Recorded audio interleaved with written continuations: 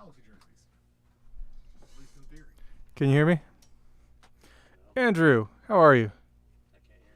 What do you mean? You got to turn the headphone amp on. Duck, you got to turn the. Which dude you talking about? Mario? Oh no, you were talking about Lazio. What's up, sir? Turn this on.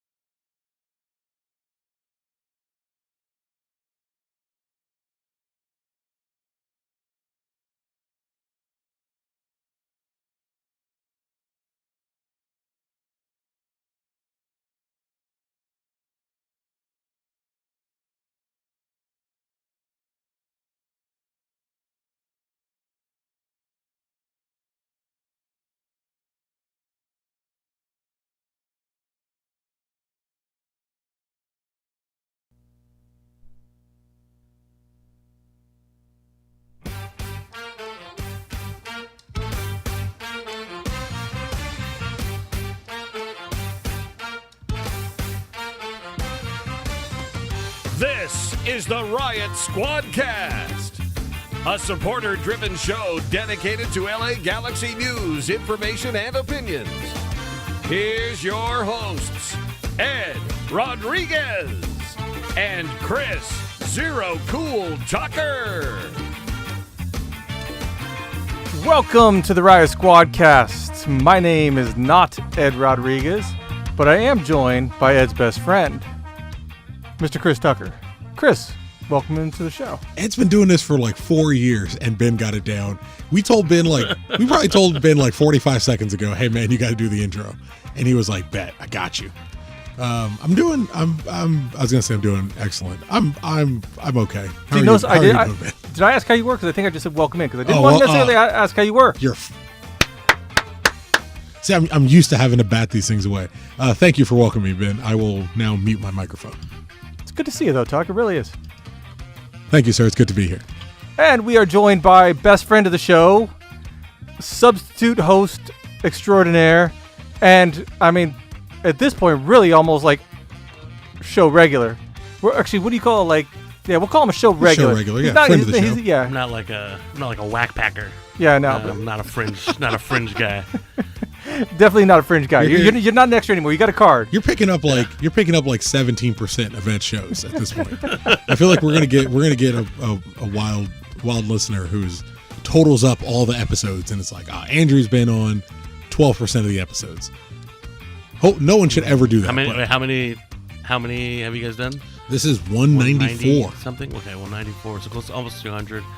I think that I've probably been on, if I had to guess, like 20 episodes. I would have said 25. So yeah, so I feel comfortable with that. That's still way too much. It's a lot. For once a week, it's a lot to miss. Given that most of them, but like 100 of them. No, I didn't say it was just Ed. I just said it's a lot for the collective to be absent. How about that? That's fair. That work? Yep. How you doing, though, Andrew? Thank you for coming in. Thank you for filling in for Ed, who had to bail on us at the last minute. But hey, you know what? You had a family emergency. Hope all's well. Thoughts and prayers with Ed. T's and P's. T's and P's, bro. Yeah, I'm doing all right. I did like we're getting. If you're listening live, you're in the YouTube chat. If not, you should hop into the YouTube chat next Wednesday. YouTube.com/Riot Squadcast, where we have our good buddy Big Tony is mentioning, as we forgot, Andrew's title. You are leader of the B team. Your first alternate. I don't know how I feel about that. You're JV podcasting superstar. Yeah, I don't know how I feel about that. But you're always here for us, and we appreciate you. Someone else called me a U.S. Open Cup guy. I don't know how I feel about that either. U.S. Open Cup, it was the second longest consecutive running tournament until this year. It's respectable. Yeah. You're no FA Cup, but you're doing all right. I care more about you than I would care about. I feel like FA they Cup. should have just done it just to keep that. But how many people know that it's the second longest? Like, how many U.S. soccer fans or MLS fans know that it's the second longest running cup tournament? Me and yeah. I feel like two or three. Me and two or three people from New York. Binks. Yeah, he knows probably. I would imagine all the old MLS people. Yeah. Old Larzer now that's killing Tommy me. Mack. No. Well, he knows too. But old Larzer moved to Cincinnati. Medium Bill? No, not Medium Bill. He went to North Carolina. Now we're just naming people from your history. He used to write for Big Soccer. Still writes for Big Soccer. Loney. Loney. Bad that I couldn't think of Loney's name right now. He's probably listening. That is bad because he's probably in the live chat. He's probably going to listen now. I feel really bad. Sorry, Loney. He's going to listen when I text him. I got a mental fart. Mental brain fart. So, but it's nice to have you here. Nice to have you again, sir. Nice to see you. Thank you for coming in. Always. Thank you for having us here again, Benjamin. Thank you all for being with us. I'm missing Squadcast practice. I'm missing Barcelona practice for you guys. I saw you posted in the Discord like, hey, I think it was like we have practice or something tonight. I'm like, yeah, Andrew, trying to try some people out. Well, I asked that before you guys asked me to come. Yeah, I saw it today. earlier. Yeah. I saw it scrolling in. So, what is the current status of Barcelona? We're all gearing and ready for season 2. I've got one roster spot open, but that's probably taken. So we'll see. If you're looking for how many alternates you got? Are you looking for alternates? It's 15. It's a team of 15. And roster is 15. So there's really 4 alternates for. Yeah. What happens if all 15 people want to play? We switch them out. No subs or like. There's no subs in the game, but you can there's 3 games, so. Why are there no subs? Just how I don't know. Ask EA who does it, who refuses to do anything with this fucking pro. I was surprised there was no. It seems like it would make sense. You can kind of just super makes sense to have subs. Hang out. It would suck for someone who's a sub because you're really gonna get to play like 3 minutes of the game. But yeah, ask EA. They don't do anything with pro clubs, and I know I'm not the person to complain about it because I've only been playing pro clubs since this season. But yeah, it just seems like there's a lot that they could do with pro clubs, like customization of the kits and the crests. You can do more, but they just don't. But whatever. I posted on Twitter today that I pre-ordered FIFA 21 today, and I did the GIF of the girl. You can pre-order? I haven't paid any putting attention. On clown makeup. That's how I feel. I told someone when we were playing Barcelona last week when we were playing with them, I was like, if I buy it in the store, I'm going to go in like with clown makeup. I'm going to take a video of me putting on clown makeup. Well, you hate playing it. And not like you hate playing it, but there's so many things wrong with it. Yeah, and they just don't. And it's the same argument I have with the jerseys. It's the same game. They're not going to do anything. They do little tiny things to like mess it up and fuck with you, and you keep buying it every year and keep buying it every year, and I keep buying it every year. I'm that guy. I'm the guy I was complaining about with jerseys. I'm that person. So you know our pain. You can't. Yeah, no, help I but get do it.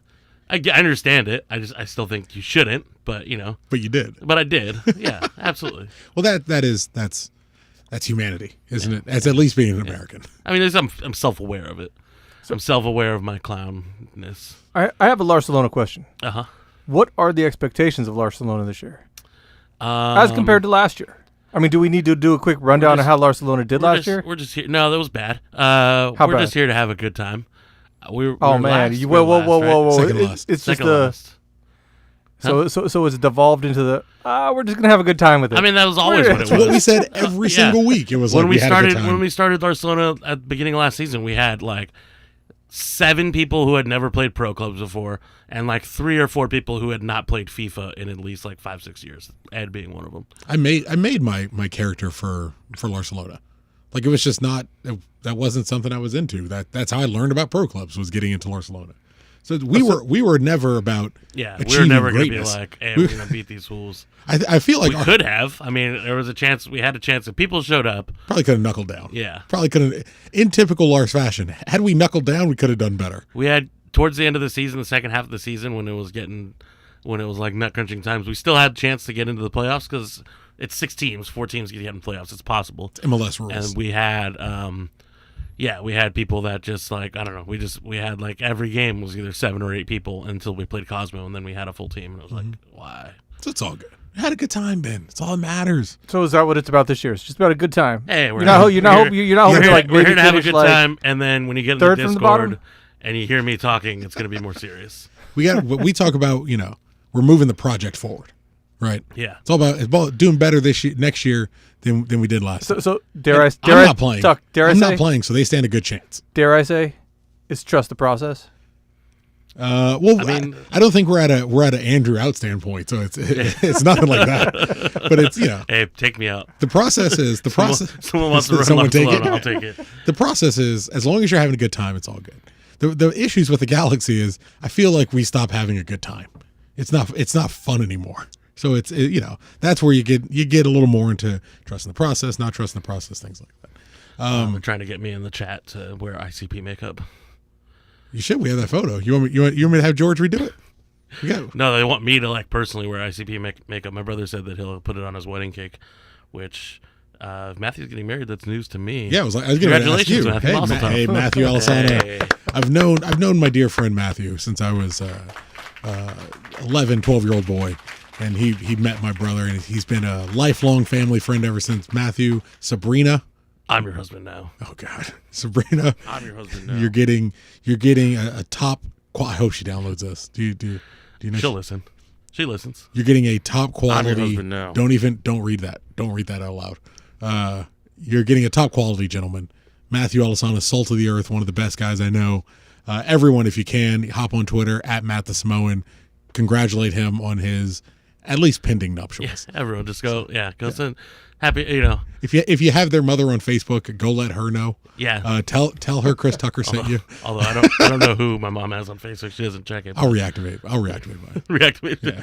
I'll reactivate it just to be like. You could just call her. You have my home number, right? Hey, Miss Melinda. It's me again. So your mom still got a landline, is what you're saying? Yep. Oh yeah, 100%. Yep. She still use AOL? Is that still a thing? She does use AOL, like the email service, but she canceled the AOL. She has like regular internet. Yeah. So does she have like one of those big long cords, like with a phone in the kitchen and like this big No, it's long... a wireless. Okay. Yeah, landline. She's not trapped in 1994. Hey man. Just you still got a landline. There's a she decent has chance. children who may There's a help her. decent chance that half the people who still have landline. Ben's just trying have to one of find those someone long else to call a phones. boomer except for him. Do you have a landline phone? No, I don't. I would have I guessed did that you for a would. long time. When we got to get off this, but roughly when did you get rid of it? Probably like 4 years ago. That's way too recent. Yeah. We had it because I it was get like 2016. Do you have cable He has still? kids. No, we don't have cable. When did you cut off the cable? Oh shit, I don't know. We talked about it on the show. Well, it was probably So the two- middle of last last year year or ago? something. Yeah. Last year? Oh, actually, I remember Yeah. you talking about cutting the cord. Yeah. You were asking him about cutting the cord. Yeah, no, I get it. I understand. sometimes with the cable companies, it's cheaper to have a landline than not. That's The weird. triple play and whatever, all those stupid packages. They do it on purpose. Yeah, eventually, I don't know. Eventually, when the studio gets built out and we get the extension, there'll be a landline in there. So Like a old dedicated school. line. Yeah, like a dedicated line. That's my Some goal. people could call in. That's my goal. Fucking Hopefully, the play- wife's not fucking play listening to on this. Hopefully, the wife's not listening to this. But yeah, So you don't have to have Google Voice in here. exactly. We get something that actually works every time. So what happened last week?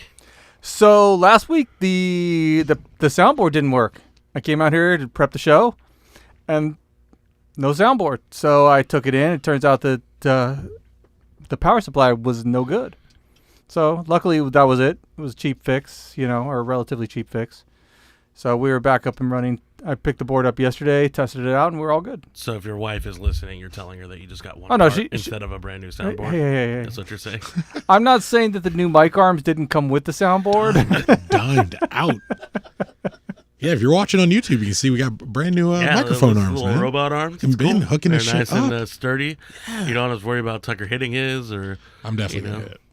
Yeah, but if you hit it, you'll be all right. Didn't need to punch it probably. Yeah, probably not. But we're back. Thank you, Ben. Thank you for keeping Keep on keeping on. the show going.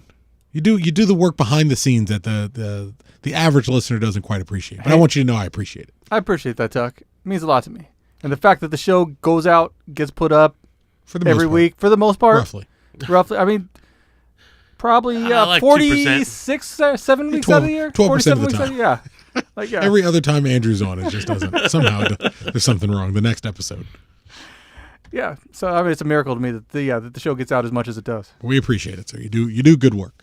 So, Tuck, Yes, sir. let's talk some G2 news, man. We saw the G2. We watched most of the G2 game earlier today. At least I did. You see the whole game, Tuck? I saw the penalty goal. I saw Augie's goal. You saw Georgie's goal, too. And I saw the last one. Yeah, I saw the last one. Where that grown-ass defender looked very poor in that last goal. Yeah. It's a good comeback. He should have got that. He should have got that ball. It wasn't hit that hard, and he was right there. And Oh, the little chip. Yeah. I think forgot about that. I think Joe was really excited. Was super excited to say that Hernandez scored a goal. Yeah, Joe just fucked up. Joe Tatino getting to call a Jay Hernandez goal. Very happy. You actually gotta hope that if Chicharito scores and Joe Tatino's calling it, he goes Chicha. That'd be amazing, right? It would touch my soul. I feel like it would feel like a shout out from the man. I would go find that and clip it. That is, yeah, that is yeah. one thing I would Oh, definitely it would clip. become my new text tone. Anytime I get a text message, just Chicha. Joe Tatino going Chicha. Yeah, but good result. Necessary. It was a comeback. We were playing at the same time. The San Diego Loyal was playing their final match against Phoenix Rising. Basically, San Diego Loyal, ourselves, and Orange County are all competing for second place in Group B. Top two places get to progress through the playoffs. San Diego ended up going up in their match against Phoenix. At the same time, we got scored on. Then we drew back level. San Diego kind of piled on the pressure with Phoenix. I think it was 3-1 or 3-0 at the break, and a separate incident happened where they ended up walking off the field and not finishing their game. And so we still don't know all the details about. Still no idea what's going on with that, or like ESPN pulled the feed almost immediately. Actually, hang on, USL Championship just tweeted something out right now. Based on tonight's results in the LA versus OC, LA Galaxy cannot be passed by San Diego Loyal. On the first tiebreaker of total wins, LA has 8 wins, San Diego has 6. Therefore, LA Galaxy 2 win over Orange County secure. So, yeah, still don't really know what happened with San Diego. We need a breaking news drop. We had like a but it's all good. Don't even worry about it. It doesn't matter. Apparently I didn't get the actual answer I was looking for. But so yeah, it looks like officially according to USL Championship, we have clinched our spot in the playoffs. It would have happened anyway with San Diego walking off, but once we got our victory, it secured it for us. So we finished in Group B on 26 points, tied with San Diego on 26 points, and having beaten OC tonight, they are officially done. So, yay! I think we'll play. We're likely to play, I should say, We're likely to play the A1 seed.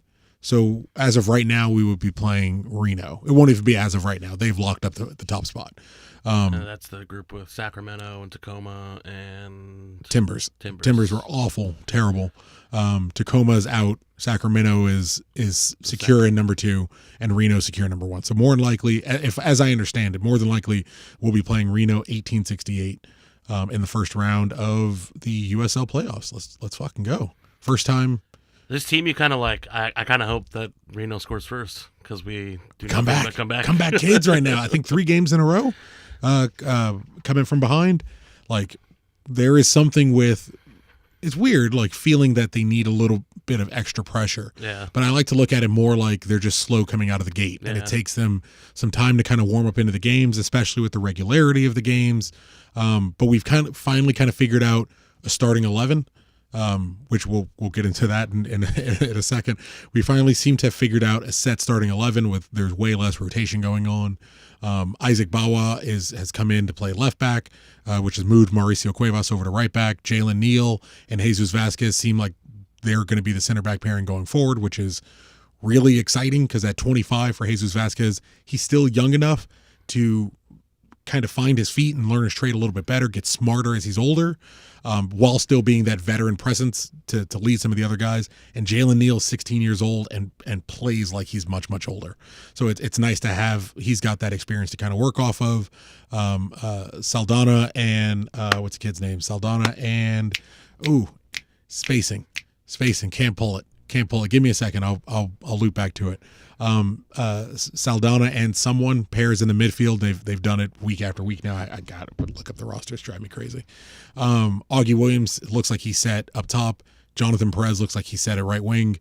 Jorge Hernandez looks like he's set at attacking mid.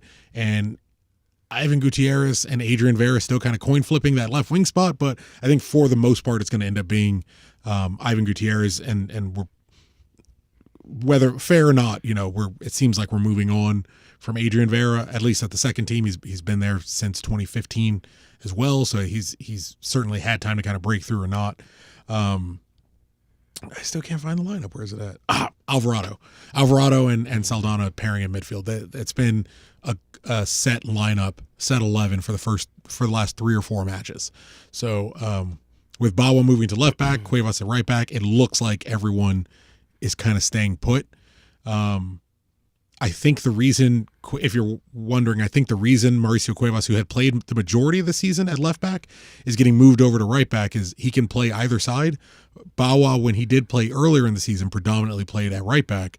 But I think they're trying to pair Cuevas and Jonathan Perez a lot more and keeping those two together on that side.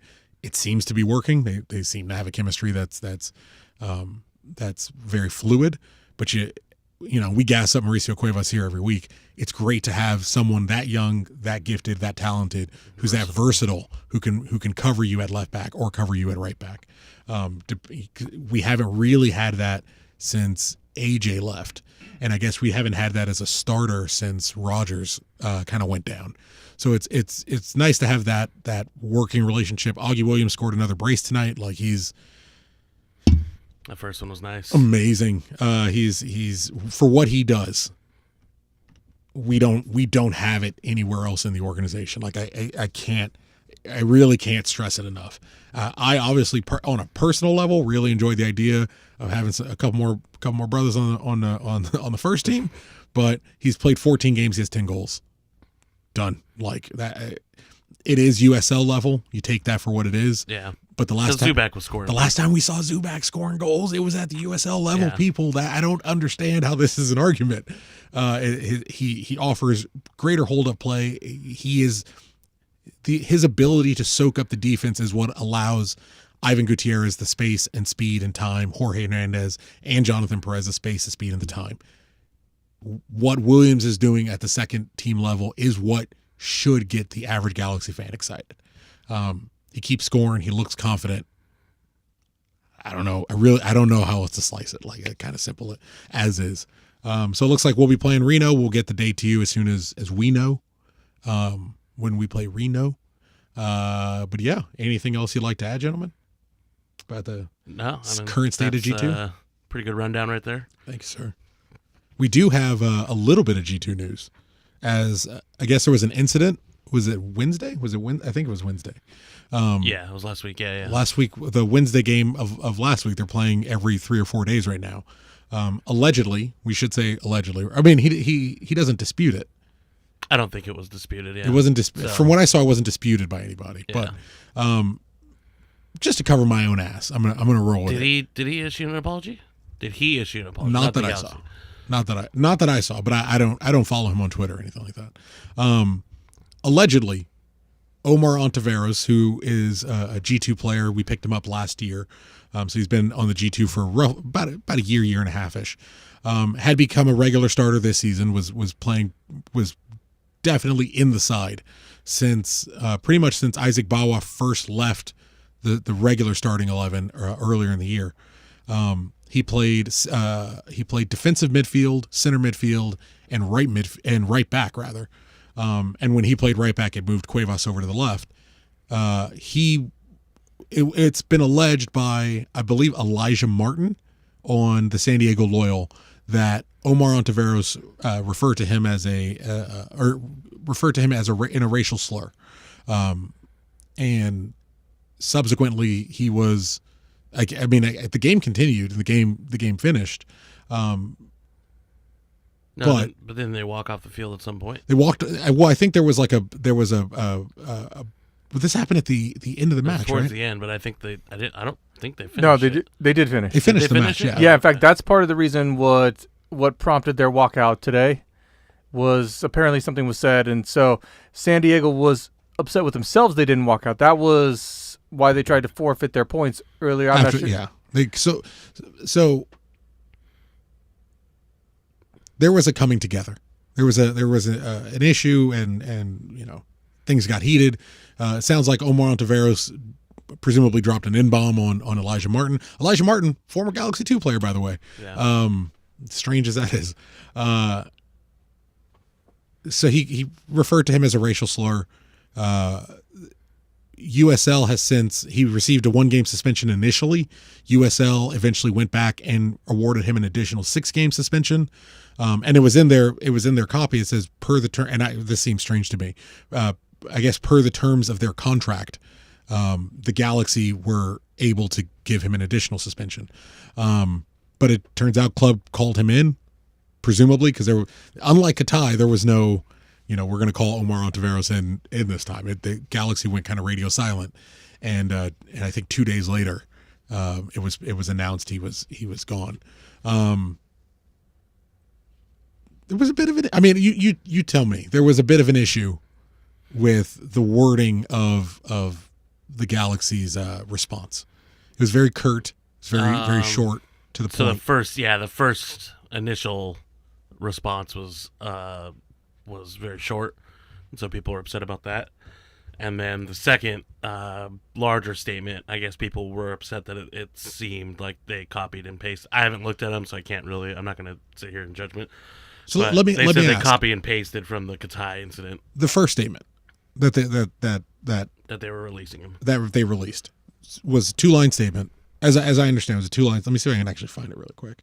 It was I can't. Well, I mean, it was your basic, the Galaxy have released Omar Ontiveros. Yeah.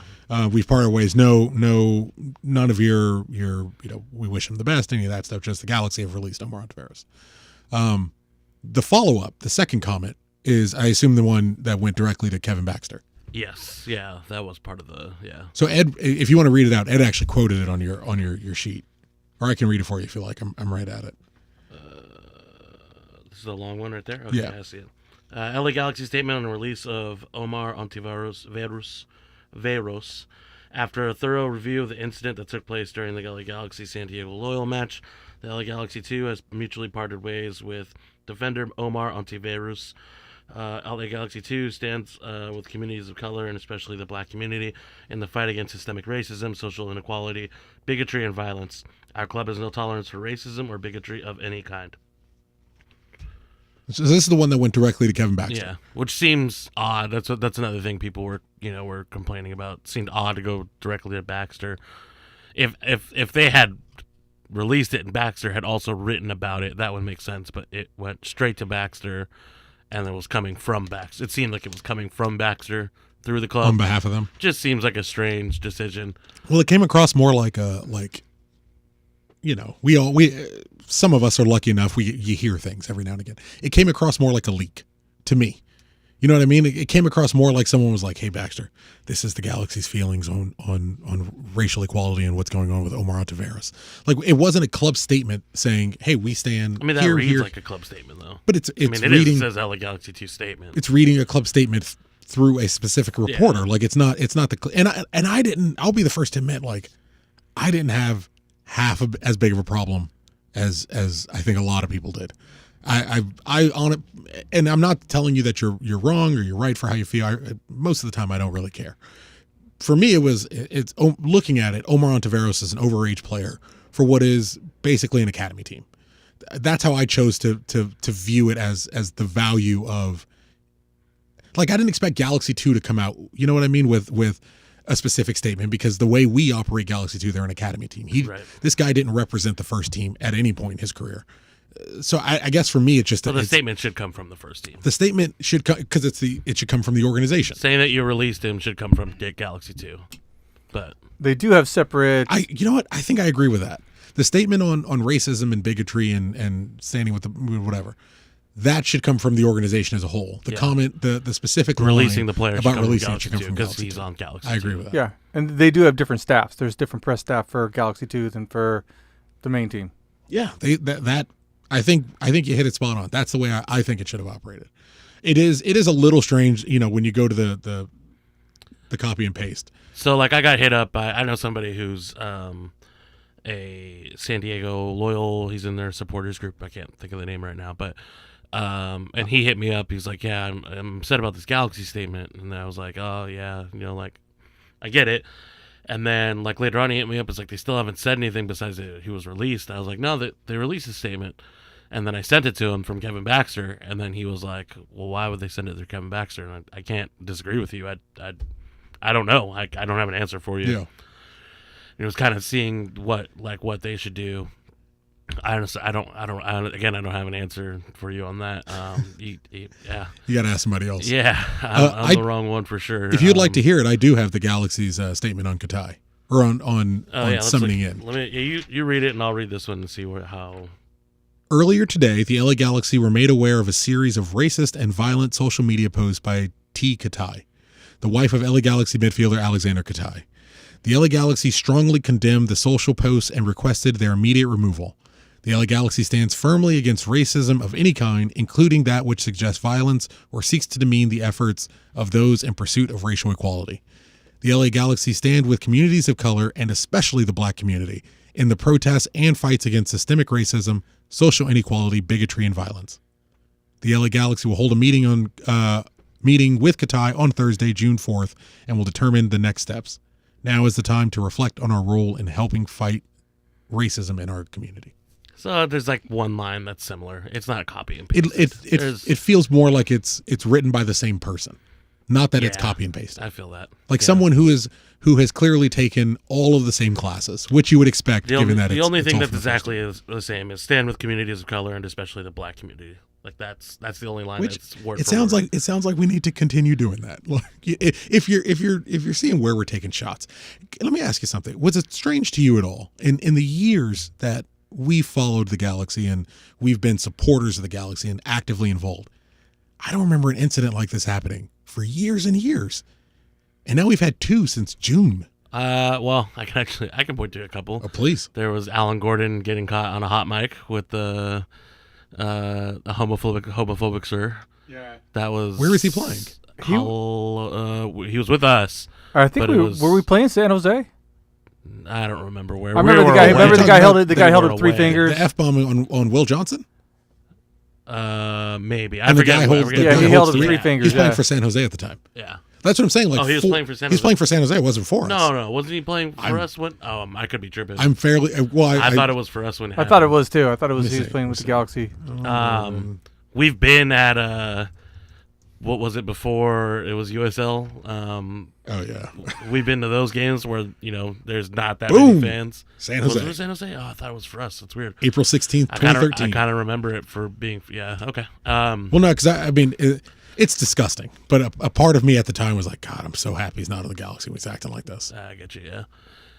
It's happened. It's happened in the past for us though, and I just think the thing is that like, it wasn't as right or wrong. It wasn't as big an issue before. I'd imagine racial slurs is not something that we can point back to, but I'm sure I'm definitely positive that homophobic slurs are things that were more commonplace 5-10 years ago. That'd be interesting. If anybody remembers those, get in touch. You can tweet us at Riot Squadcast or 0cool138. I'd love to hear some of those stories. I don't want to tell tales out of school, but there was someone, I can't remember exactly who it was, but we went to. It was the time that Adam Wonderman went to go shake. It was like Bruce Arena. Yeah, it was Bruce Arena called him over. During that game, we heard a lot of like one person going hard on everybody, really? His own team. Yeah, and I can't remember who it was. But yeah, it was wild times. That was 13 years ago. 2007, 2008. Yeah, it came it was last Bruce Arena. Last couple weeks of 2008. So yeah, 2008, 2009, sometime around there. So 11, 12 years ago. Yeah. But yeah, it's it's good that it's being cracked down on. People Absolutely. aren't doing. People aren't going to stand for it. It's good for San Diego Loyal to take a stand. Sad that they're going to lose out on because of it.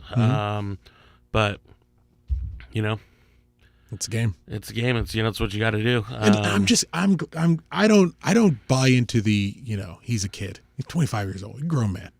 Yeah, I feel grown that. man. If I mean, we were still Ethan doing dumb shit Zubac's when we were younger. 25, but yeah. Ethan Zubac's younger. If Ethan Zubac said that on a first team game, you would want him gone from your organization. And I'm not saying drag the kid and end his career and end his life and all that. I'm obviously not a fan. But I wonder how much of it is and there is a greater conversation about it.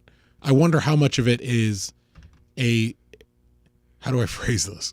A section of the non-black, non-African American community regularly using the N-word. And it's in the club or well, I mean like I mean like in general. Oh. We all have Hispanic friends who use the N-word. I wonder how much of it in that moment was that, and then it gets heated. And it's one of those things that like maybe in their and I'm not saying that I know that it is, but maybe in the Galaxy 2's locker room, that's cool. Or maybe when he's talking to, and again, not saying that's the case. I doubt it with Augie Williams. But you know what I mean? Like maybe when he's talking to Augie Williams, or maybe when he's talking to probably not Bawa as much, but maybe when he's talking to some of the black players around, they're fine with it. And it's just one of those things where you get comfortable and then you get heated and you slip, and that's it. And look, the Galaxy are gonna drop a hammer, especially given that it's 3 months. Yeah, and they did it to a guy who was, almost a DP. Who was very basically. important yeah, exactly. to their overall plans. Like we see the way that they're handling it, and you may not necessarily enjoy, the communications. You may not enjoy how they're explaining themselves and how they're explaining their actions, but you have to appreciate the severity to how important they're taking it.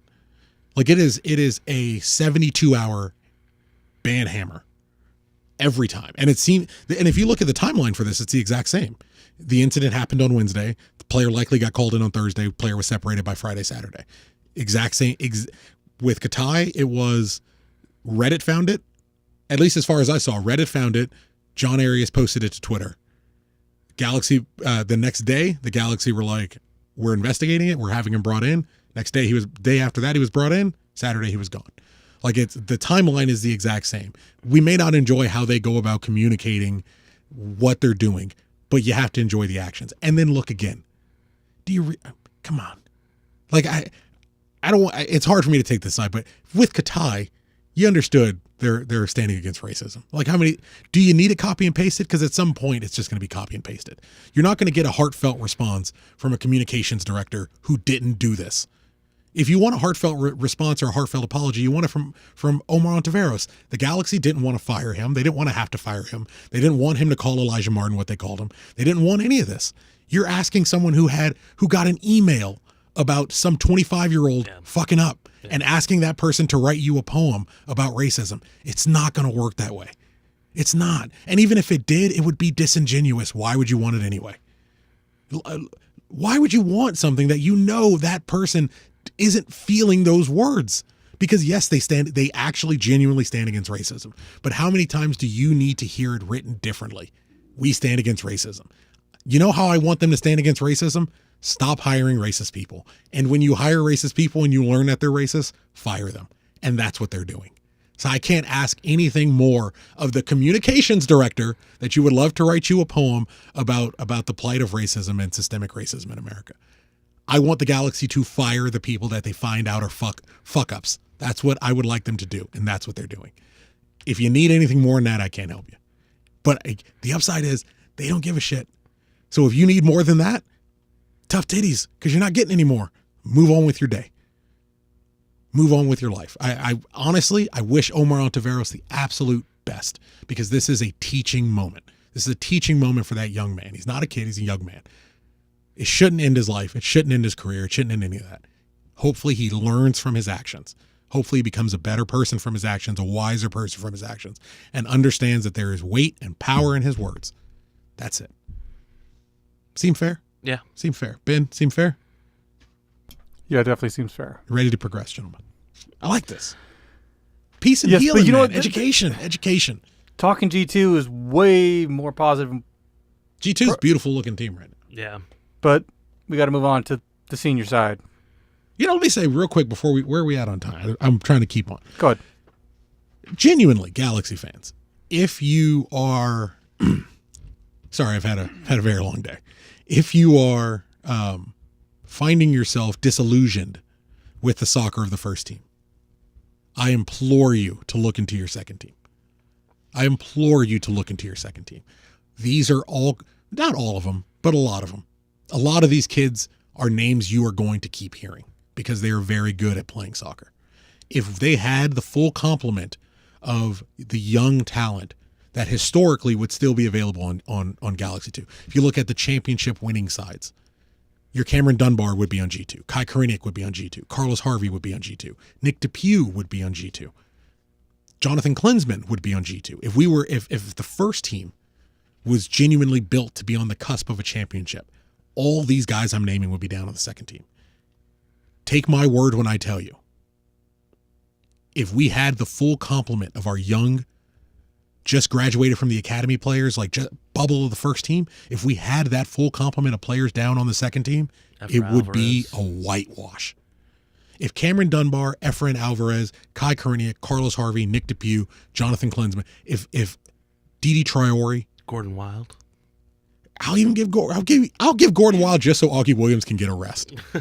If we had the full complement of the young players who are bubbling through on the first team, if we had them down on G2, it would be a whitewash.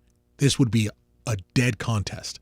It truly shows, as we segue into the first team, it shows how unimportant the USL. I want to win. I want the Galaxy to win the USL title so bad. Just how big of a gap there really is. We've been saying it for years, but it's so obvious now. In attacking. Yeah. Nick DePuy came through. Daniel Steres came through. Julian Araujo came through. Didi Traore's coming through. Dave Romney came through.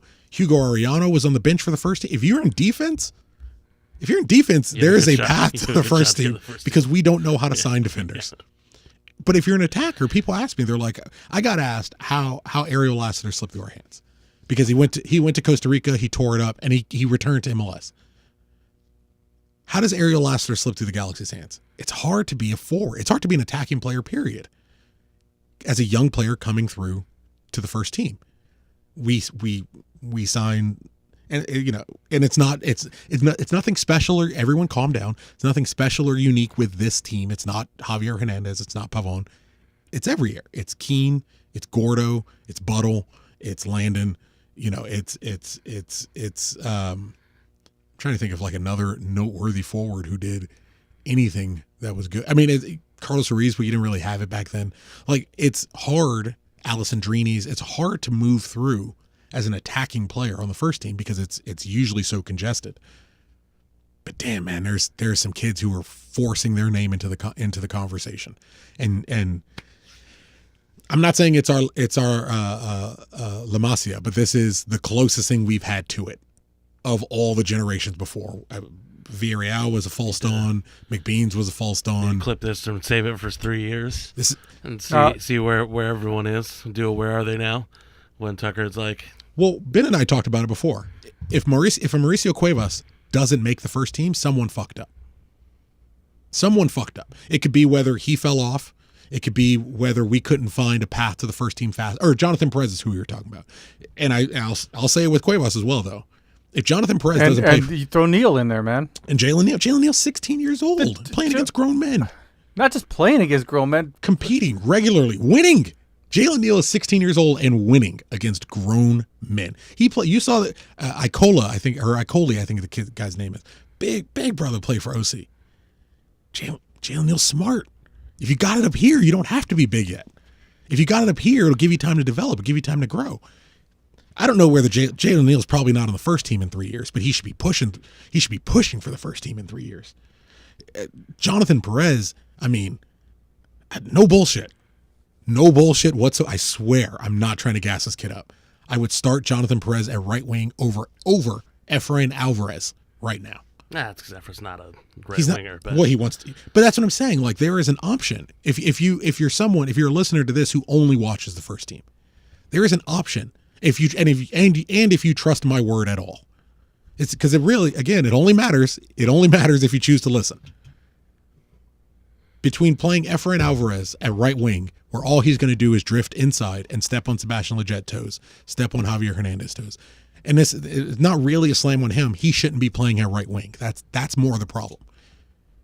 If it's between playing Efrain Alvarez at right wing and playing Jonathan Perez, who to date just signed a first team deal this year, was the fourth or fifth youngest player in the history of the team this year, playing for G2 this year.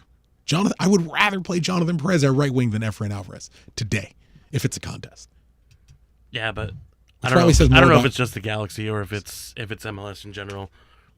But we definitely love, and we've had coaches who have played people out of position before. Like, we love doing it. If somebody's a good athlete, they're a decent enough athlete. And Efra's not a decent athlete. He doesn't look like an athlete. He doesn't, he's not super fast. But we love playing people out of position. We've done it, forever. Well, it's the eternal issue with the time managers get in football. There is less of an incentive, specifically GBS. There's less of an incentive to bring through a Jonathan Perez if Jonathan Perez is never going to actually help you specifically, you the manager. So as the listener, for you, if you're the manager of the Galaxy, you may think, oh, there's one really. You know what? I'm tired of this shit. I'm sorry. I'm tired. This is the end. This is the end of me dancing around Javier Hernandez. I'm done. I'm all done. How far into this episode am I been? about 45 minutes. I made it 45 minutes into half this show, episode. half the show. I'm all I had a rough day. I had a long day. We'll see. I had a long day. I'm tired with all of it. As a manager of the Galaxy, you can understand GBS saying, I'm going to play Javier Hernandez. But let's say, and Augie Williams ain't that dude, but let's say in G2 there was a guy who was up-and-coming lightning, ready to go. You, the fan, would say, go play the up-and-coming kid. I want to see that kid develop. Because you, the fan, will be here in 5-10 years when hopefully that kid is now paying dividends. Likely, GBS is not going to be here in what is likely 5 years before Jonathan Perez hits the first team. Looking like maybe not next year. But he's less likely to be here when Jonathan Perez comes through. So he has less of an incentive to develop that kid through to a first team player. He would rather play Efrain Alvarez, who's closer to a senior professional level than Jonathan Perez is. I can tell you, having watched the two of them, having watched both of them play that 4-2-3-1 right wing player, Jonathan Perez is better at it, at playing that specific position. He may not be a better soccer player today. He may not be more developed than Efrain Alvarez. He's not going to be as big as Efrain Alvarez, but playing at that specific position, if I'm filling that specific position, I play Jonathan Perez. Yeah. Yeah. I mean, well, the sample size is small on Efra, but still, it's clear that from what we have seen, it's not his position. He doesn't look comfortable. Where he plays, yeah. And he may be able to develop into it, but he played right wing on G2. Like, he's played that spot long enough where he should know, hey, between these two, I'm drifting in. Yeah, but even on G2, where were all his goals coming from? The center. Well, he moved to the center, from the center of the park, yeah. So it's which I get him moving in. He's not a right wing player. Yeah. He is a central attacking midfielder in his nature. I get him drifting in. That's the only reason I play Jonathan Perez. Jonathan doesn't do that. That's his position. He knows his position. He knows his spot. Yeah. And Jonathan Perez looks great at attacking mid for G2. He looks great at right wing for G2. So people ask all the time, why aren't these people being called up?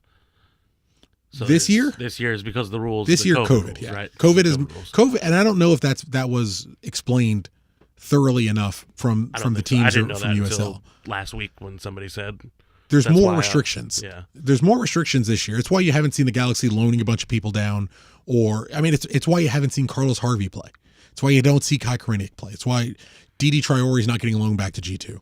Due to COVID, they're doing their best, even though all these guys are operating in locker rooms together and training and all that. Yeah. They're doing their best to not move players around as much as possible to limit interaction. Well, I'm pretty sure G2 practices on separate days or separately from the first team. First team. They're not interacting that much.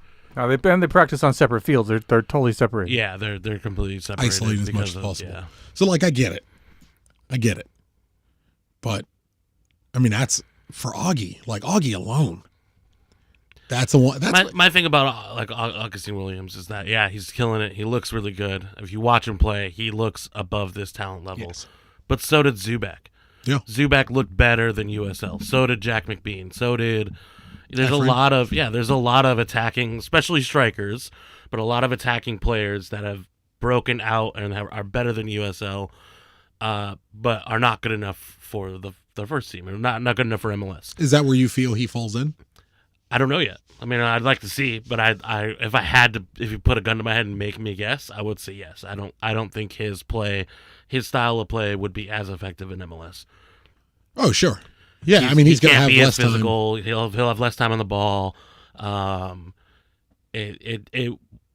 think he can be more effective than Zubak, but people thinking that he'd go straight to the first team and score 5 goals right away, oh no, there's an unrealistic expectation for him right now, which is a detriment to him. But especially with fans. And I'm not even sure it's a detriment. You said it earlier. He's 14 months older than Zubak. Yeah. So he's older than Zubak. So it's not even a young player coming up. It's someone that should be. Yeah, he should be.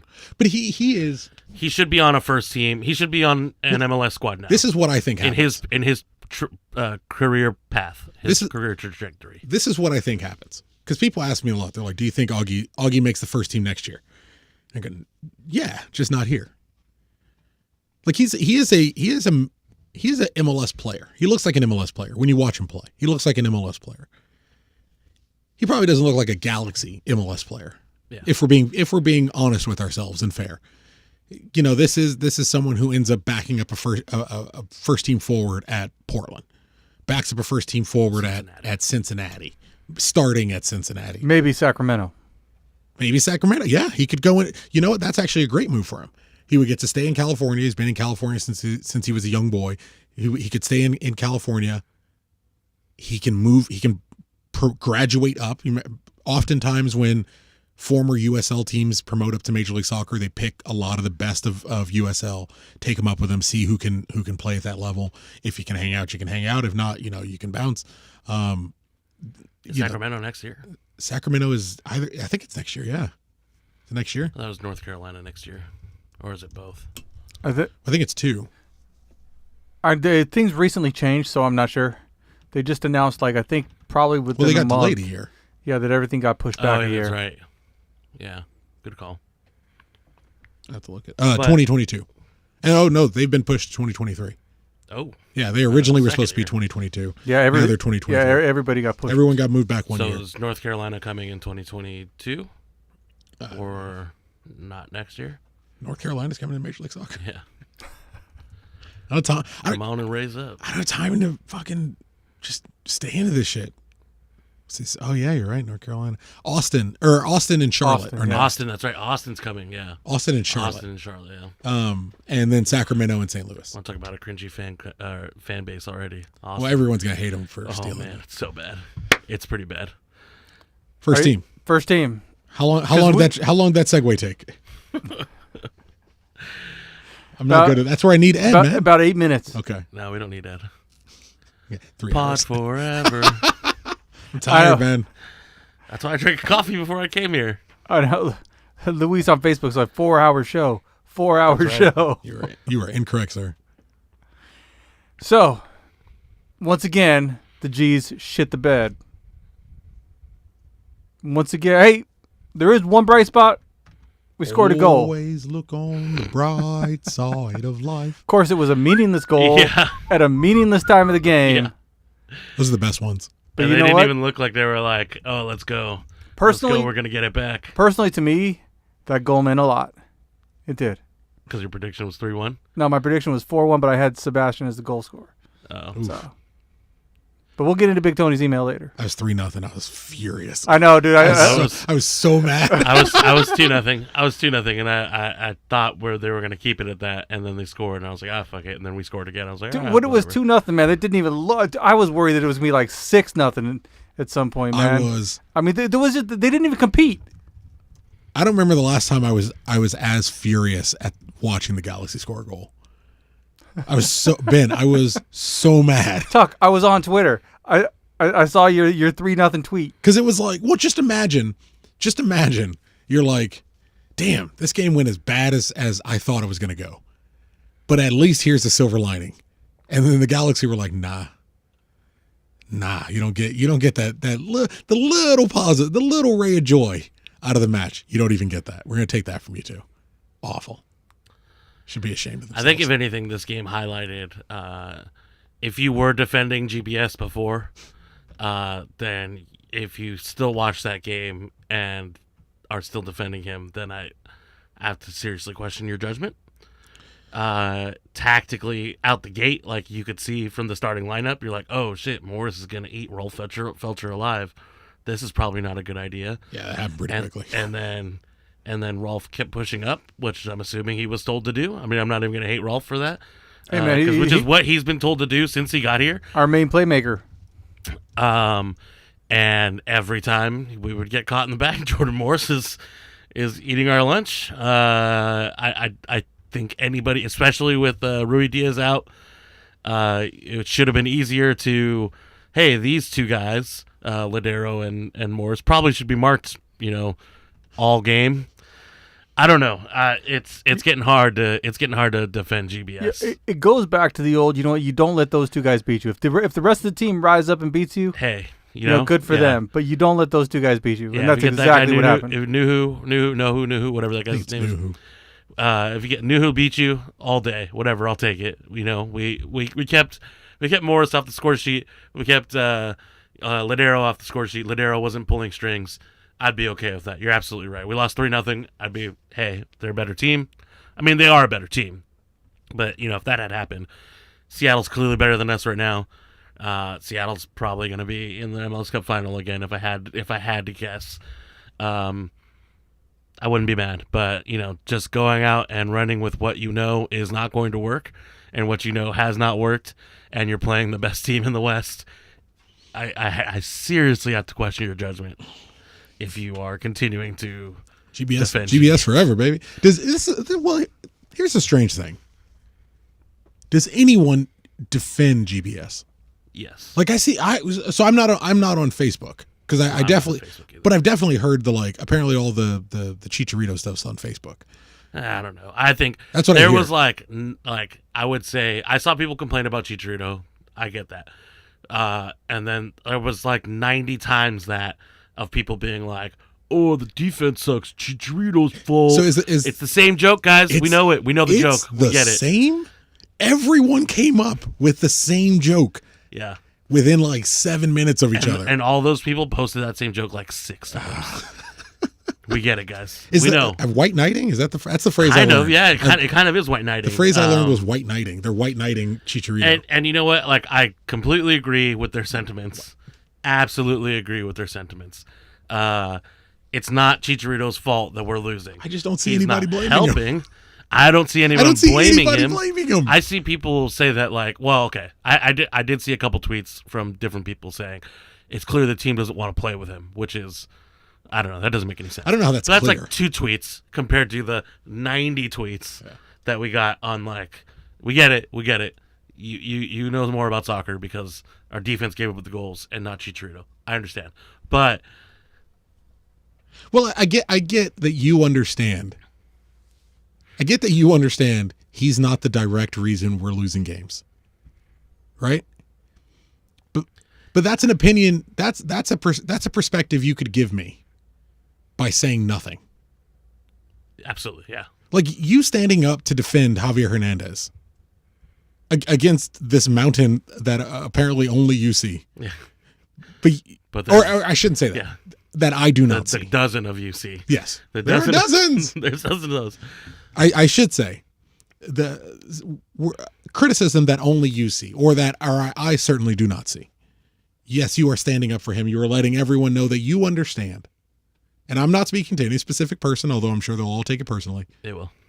I'm not speaking to any specific person.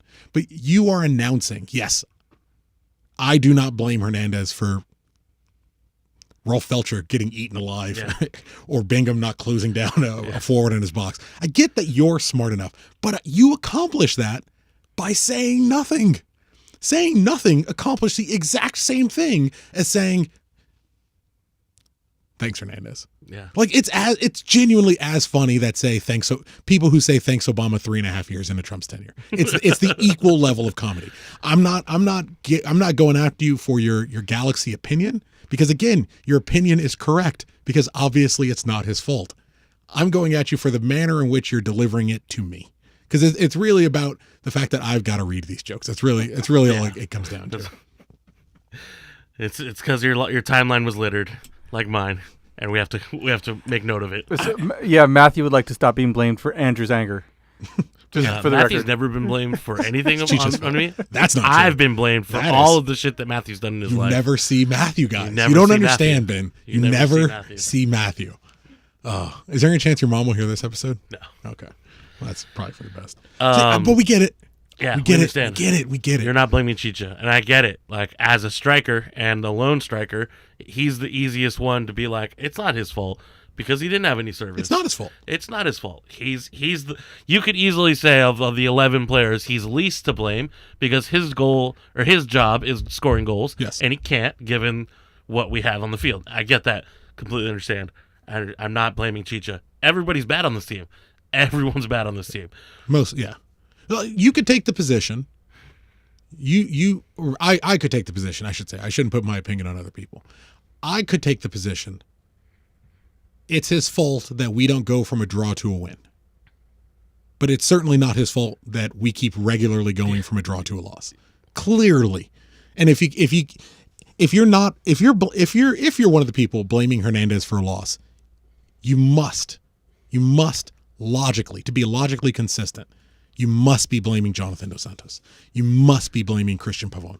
Because Pavón has been atrocious. Expand your horizons. You just keep going. But Pavón has been, if you're looking for, because really, if you're logical, if everything's firing in your brain the way it's supposed to, you should understand. We understand what the front office is doing. We understand the marketing. We understand the branding. But you, as someone who listens to this regularly, you should understand by now, Christian Pavón is the person we actually look to spark some attack, to get something going, to see if we can dig a result out. Historically, Jonathan was that guy that you put faith and hope into to drag the team into a performance. If somehow on the cusp of October, you're still looking at Javier Hernandez and saying, why isn't this guy getting me a win? Then there's something up with you. Like at some point, you've got to adjust. based on the fact that you have new information than what you were served originally, you have to adjust your expectations. If in October you're still going, fucking Chicha, there's something up with you. There's nothing wrong with being frustrated at the fact that your big money designated player doesn't produce. There's just something wrong with not taking in clearly all the reasoning as to why that's the case. Like if you just show up, if you just were to show up and go, I have no money in the bank, and completely disregard all of your transaction forms that show you spending money, there's something wrong with you. You guys get by now why Javier Hernandez is not being successful or thriving or what have you. There can be an argument for whether he wants to be here. There can be an argument for whether, it's a friendly locker room and everyone's getting along. There can be a discussion about all that, but you can't just isolate the play of one player and disregard everyone else. You're just an idiot. Like it's America. You do whatever you want. You're just a dumbass. Like I just don't want to have to tolerate it anymore. It's really, I'm running out of time. Like I don't want to have to tolerate stupid opinions. So if you could do your best to keep those stupid opinions real close to your chest, I would appreciate it. Or block me so I don't have to see them. All of those are fine. But the thing is, you don't see them. I don't see him. That's the thing. I don't see him. Don't see him. So I guess really this is an argument. This is a plea to the people defending him from the slings and arrows that only exist in your mind. We all get it. It ain't his fault. By lightning round, I'm going to show you how it's not only is it not his fault, anyone who runs this organization could have done basic research and figured out that this wasn't going to work. And this isn't data analytics. This isn't XG and XA and any of those things, because I only kind of understand those. Index points? This is definitely not Audi index points. He's off the charts. This is basic common research that could have been done in 15 minutes. And it's small and it's simple and it's just about wanting your big money player to be as successful as possible. So from there. So Tuck, instead of man of the match, we're going to do loser of the match. So who, in your opinion, was the worst player on the field? Probably Joe Corona. To be fair, probably Joe Corona. I'd argue it was probably Jonah. That's fine. It was one of the two. It was one of the two, yeah. Both gave up the ball way too much. It's probably Jonathan's worst game I've seen since at least Gio left. Like he had a rough start in his first couple of games. When he first got here. If I'm going by a timeline of when Jonathan became that dude that was like undroppable, completely undroppable. I mean, the MLS All-Star starting deserved MLS All-Star. If you're cutting from when Gio took off, probably his worst game. Yeah. Corona is another one who I'm beginning to get to what is really the point? What do you do? Like, what do you do? What do you do, Mr. Corona? And Sua was pretty bad. Sua wasn't great. He finally got dragged off for Felcher got the assist, right? Didi Traore. Felcher did. Felcher got the assist. That was the only saving grace for Felcher. Yeah, but his cookies got eaten all day on defense, which is I don't understand why you don't put Araujo in the back when you know you've got someone that's way faster. Felcher is not fast enough for this league. He's not fast enough. He's holding on. Like he's all done, and I think he gets it. He's all done. So you're gonna go with Corona, Tuck? I will take Corona. Yeah. Yeah, I'm gonna. It's gonna hurt to say. I'm gonna say Jonah. It's I don't look at the stats and look at the who scored or anything, but both are pretty. Both our midfield just was the eye test. Yeah, the eye test, and they gave up bad. the ball a lot. Araujo is a honorable mention. I mean, he loses his marker. He loses his man on the first goal, and the stupid petty. I mean, I saw a lot of people going like, it was a smart yellow. I was like, fucking midfield. Like, it was midfield, man. You didn't need to take that. And now he's suspended for another game.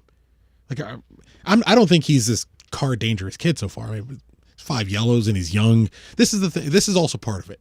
With young players, with developing young players, there is a bit of a curve. There's going to be moments and instances where Julian Araujo acts like a young man, We saw it with Efrain. He had, what was it, the Open Cup game against Portland where he kicks that ball off the dude's skull, gets a red card. Idiot. In a game we're already losing. So it's you who are pushing and on you the just came onto the field. You who are pushing into the first team. Yeah, you were a late sub. You who are pushing into the first team show that you're reckless, irresponsible, and immature. But it happens. That's the hallmark of a young player in any sport is Absolutely. the inconsistency. But that's one of the things you got to grow with. Yeah. Like that's a growing experience. Yeah, and so where does he go from here? How does he bounce back from a bad game? So this is the problem. Well, bounce back. He's going to have time to think about it. He sat down in San Jose. But this becomes the issue. Like when you build poorly, and this is somehow going to tie back into everybody's favorite designated player. When you build poorly, you put yourself in a position where a Julian Araujo, as your young right back, as your heir apparent, Julian Araujo is undroppable at right back because you want to do everything in your power to not play Rolf Felcher. You want to do everything in your power to not play Pipo Gonzalez at right back. So for Julian, 19 years old, just turned 19 in August, 19 years old. What are they and we don't have a right wing really so he has to play. He has to play. Yeah. He's either going to play right back or he's going to play right wing.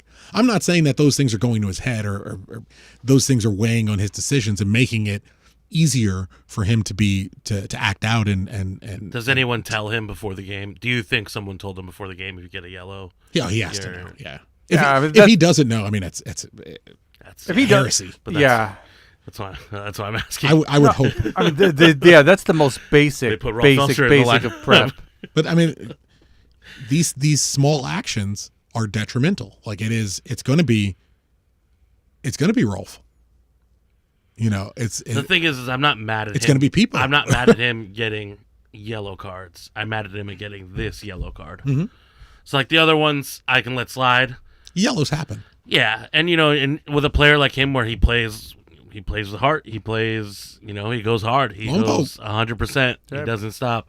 Plays with the blood. That's what you want. Yeah, he plays with the blood, right? You want it's one thing our team hasn't had in probably 2-3 years. Balls. Yeah. We had Jonah, but that's outside of that. It really hasn't. We haven't had a player like that. Yella.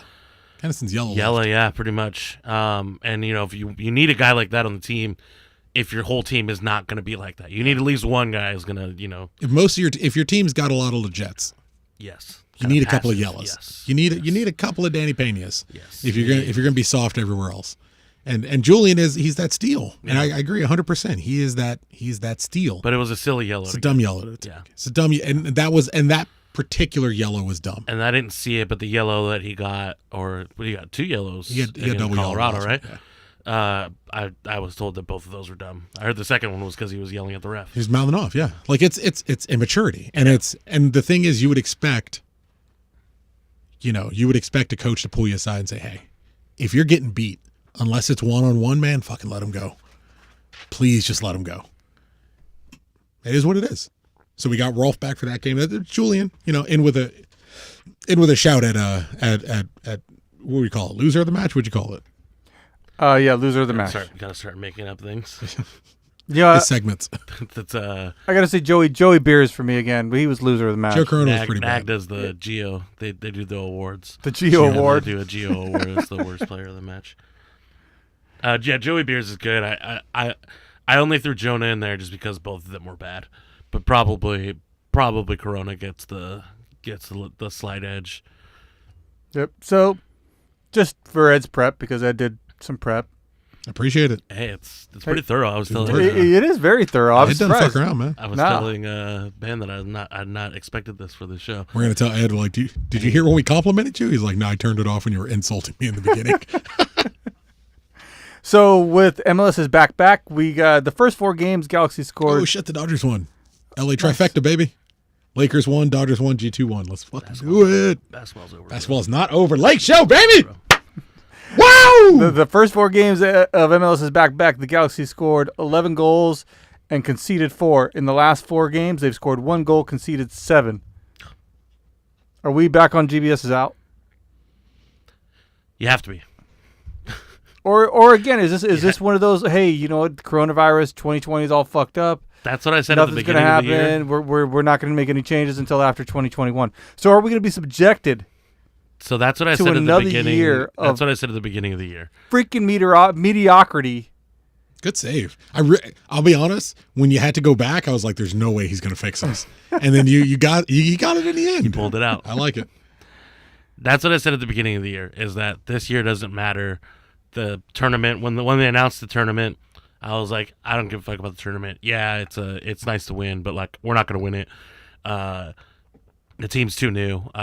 Giving this time off is not, it's not going to be beneficial to them. Whatever. Then we lost 6-2 to LAFC, right? Yeah. And so I was like, well, okay, this tournament matters enough to be, hey, don't lose to your fucking rival like by 6 goals. It matters to everyone else. Don't lose to your rival. Don't give up 6 goals to your rival, right? Okay. So then when this MLS's back season started, I said, what's gonna happen? We make the playoffs, fine, whatever, you keep it. But now, after this last little stretch, which is very similar to the Orlando tournament, it feels a lot like that. I don't know, and I don't understand tactically what GBS could be thinking, especially with the Seattle game. It's obvious to so many people that you got to do something about 2 players, and you don't do anything about them. And which 2 players are these? Well, so it's Rui Diaz is out, so it'd be I just said his name like 16 times. Will Bruin? No. Jordan Morris. Jordan Morris and Ladero. Yeah. And you'd have to you shut them down. Okay. And then, try to win. Try to you let win. The rest of the team beat you if that happens. But it's very obvious that was not. He just didn't plan for this game at all. You think he's an alcoholic? Holy shit. Because the dude is like always coming in off the top rope with some wild shit. As somebody who is an alcoholic, like I know those ups and downs is like those paying attention, the like losing interest, the paying attention, the losing interest, the paying attention, the losing interest. I'm just saying. He's not even like, maybe he just didn't prep for the game. He was like, no, maybe he's a fucking raging violent. Dude, I'm just saying, man, it's crazy. It's I mean, like, it's insane. The YouTube chat is as well saying, Ben, what is wrong with you? You're accusing the coach of being an alcoholic? I'm just saying, man. Never getting that media pass. Something is wrong. Literally never getting that media pass. Yeah, no, but give me my pass, Vicky. I'm kind of giving up on the project, and I was one of the people that was like, let it go. Well, give him more time. He's getting the year. Oh, of course. Like we saw, he was this. But if we end last, are you keeping him? You're the president. Yeah, I'm done already. Look, it's hard. I want to be done. I like giving definitive answers here. I like being able to say, here's my opinion, in and out and done. This is where it's hard. He didn't want Hernandez. Hernandez is not his guy. Hernandez is likely not his guy. But what's realistically his guy that he wants to bring in that we get that makes this team that much better? But if you replace him and you look at the exact same roster, you look at the exact people we have, are we getting more out of this? I don't know. I don't see it. So if we bring in Aguero instead of Chicharito, where are we at? I don't see it. Yes, Tuck, you all right, man? You okay? I don't see it. God. Sorry, I just felt a tingle through my whole body. Even if we keep Zlatan, we score more goals. Yeah. But I don't see us being any different than we were last year. If Zlatan had Nick DePuy, I think he would have gotten a whole lot further in the playoffs. Exactly. I agree. If Zlatan had this year Perry Kitchen and Nick DePuy, he'd have gotten a fuck ton further in the playoffs. I don't know. I agree. And a Yanni Gonzalez? And a Pavon? I don't see it. It's the same. How do you not see it? How do you not see it? But I mean, like, if you specifically pick up, and I'm again, people, I'll get to you. This part's just not about Javier Hernandez. If you pick up, we'll get there. If you pick up Javier Hernandez and you place Zlatan Ibrahimovic in this exact same team, I think we're better than we are. I don't see us doing anything anymore. We lose in the playoffs to Seattle, or we lose the playoffs to to Portland, or we lose to the playoffs. We lose right the playoffs now, to we don't lose. Right now, we don't make the playoffs. Maybe we lose to Seattle. Yeah. Right now, no, that's what I'm saying. I don't see that. Doesn't show me the advancement of this team. If he gets Aguero, we score more goals. I don't see us Aguero fixing the team to where we're contenders. There's no fixing this setup. So that's my point. I think the project is dead. Oh yeah, making this group successful is possible through two things that we've seen so far, that we've actually gotten to witness and experience. Two things can make this group successful: a hot streak, run of form, playing regular opponents that you get to see over and over and over again, and a magician. Like I watched Magic with Zlatan Ibrahimovic week in and week out for a year and 8 months, give or take. Like I got to watch fucking sorcery happen every week because he was so good. He papered over, earthquake-sized rips. Not even, he was a Band-Aid. Massive gaps. Oh. We're talking, this guy papered over Siani. He's papered over Sjelvik. Like, he papered over, still, David Bingham. He papered over Felcher. Really, really, really big gaps. Really, really big swing and misses. Swinging, massive misses. Gio, everyone, even people who were mad about Gio were just like, I don't care. I got Zlatan. Like, it was a wizard, and playing San Jose, LAFC when there's fires burning California and a coronavirus. That's the things that makes this core successful. It's I don't think we're at a point where it's about saving the project. We're at a point where it's in bringing in someone like a Sergio Aguero or a hypothetical Zlatan.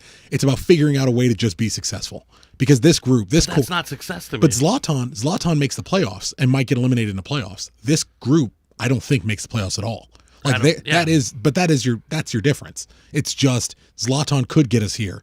Where we currently are, we're not going to be able to get there. But to my point, original point is that it doesn't fix why I'm done with GBS. I gotta admit, I like having a lively person. It doesn't change why I'm done with GBS, because GBS's system, whatever that may be, is clearly not working. Even with Zlatan last year and the year before, scoring stupid amounts of goals.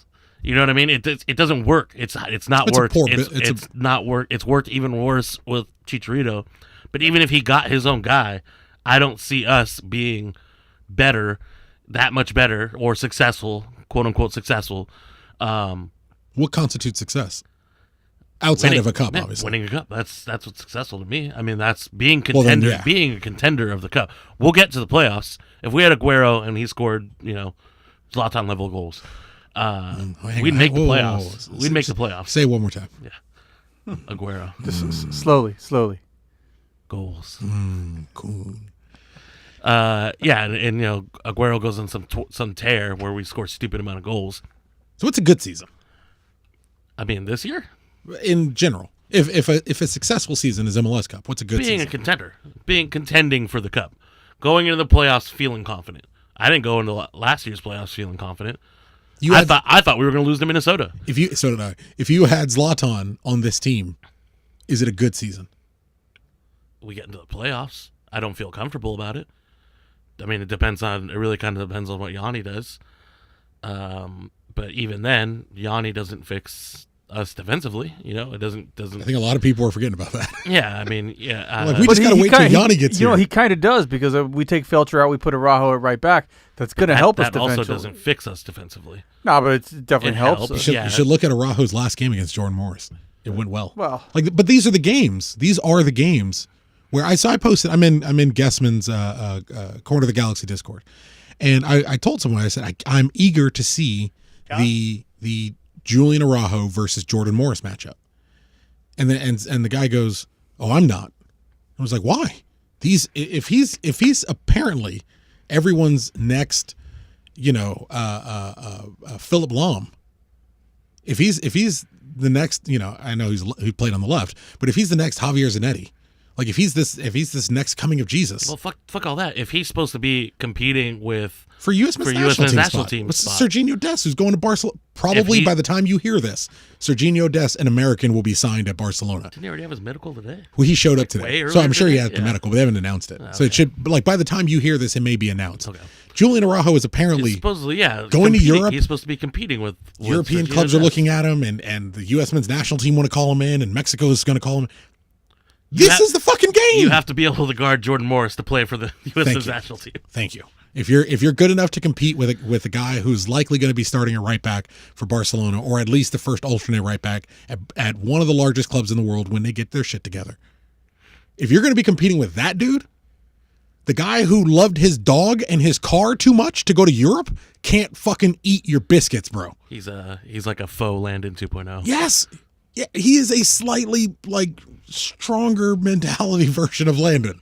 I'm not gonna lie. Come on, let's be honest. Yeah, like that guy can't fucking eat your cookies. I think he's massively overrated in this league. I don't know. He just ate my whole right side. I mean, he's good, but like people are treating him like, oh, he should be. You know, he would if he went to Europe, he'd be starting at whatever. Oh, he's having a great year. I mean, there's no doubt about that. The dude's having a really good year. I think once you see Jordan Morris on the national team, you see how not good enough for that level he is. But whatever. I just want to take shots at Jordan Morris. Jordan Morris people. He could play in Europe. He could have played in Europe when he left, and he probably could still go now. But if Julian's is great as competing for a national team right back spot today, which is apparently the language that keeps going out today, or being scouted by European clubs today, you can't be terrified of Jordan Morris. Yeah. You can be concerned. You can say, oh, man, it's going to be which was my outlook in saying I can't wait to see them go up against each other. I'm concerned for him, of course. Yeah. I'm realistic about what is likely going to be the outcome. But he's going to do a better job than fucking Rolf Felcher. At least that's the expectation. But like you can't shy away from these. This is when he shows up. Why does everyone love Nick DePuy? Because he fucking shut Carlos Vela down. It can't all be. I mean, it's my problem with Efrain Alvarez. It can't all be potential. It can't stay potential forever. It can't stay potential for a season. If you are, in my eyes, Julian Araujo is the de facto right back. He's done. He's the right back of the LA Galaxy. It's when he's healthy. And when he's not on fucking yellow card suspension, and when he's not getting sent off for being a knucklehead, he's the right back. If he's the right back, you can't be terrified at the prospect of him going against somebody when their main forward is out. When their main dude is out, you can't be terrified of someone else. Yeah. If he's that great. Like, the expectation, I'm not saying nobody starts cyberbullying him because he seems like he will fuck you up. Yeah. And he's got a lot of family. Yeah. They definitely seem like they will fuck you up. And they show up to the stadium. They don't play. And I've seen him sit in Lars before. They don't play around. But these are the matchups we need him to thrive in. Or near Lars, I should say near Lars. We need him to show up in these matches. And this wasn't the day. And that doesn't ruin him. That doesn't bury him. Daniel Steris got his cookies munched on by Morris as well. And he came back and had a great season. It happens. But these are the performances we need. We need Julian to show himself regularly. Show through. But that, again, he's 19. He's got time to learn these things. He's got time to figure them out. It's why back to the coaching argument. It's why we as fans can say, as supporters can say, keep on playing him. Because Julian Araujo might get GBS fired. Felcher might get GBS fired. That's not my business. That's your business. That's between y'all two. I want a relatively local right back who's domestic to come through and, be so important we don't have time to give him a homegrown player contract. So, I don't know. Andrew. Ready for the Big Tony email? Let's do the Big Tony email. It's the email from Senor. So glad you have it pulled up. Senor Tony Grande. Antonio Grande. That's true. That's true. His name forever. All right. I'm going to read it here. Prognostication. Got to catch up here. 3 games ago, the G's lost the Rapids 2-0. Everyone expected to win, so no points. Then 2 games ago, the G's faced off against RSL and lost yet again. All 3 foresaw a tie. Again, no points. As the G's lost again, 2-0, finally the G's took on... Oh, wait, my bad.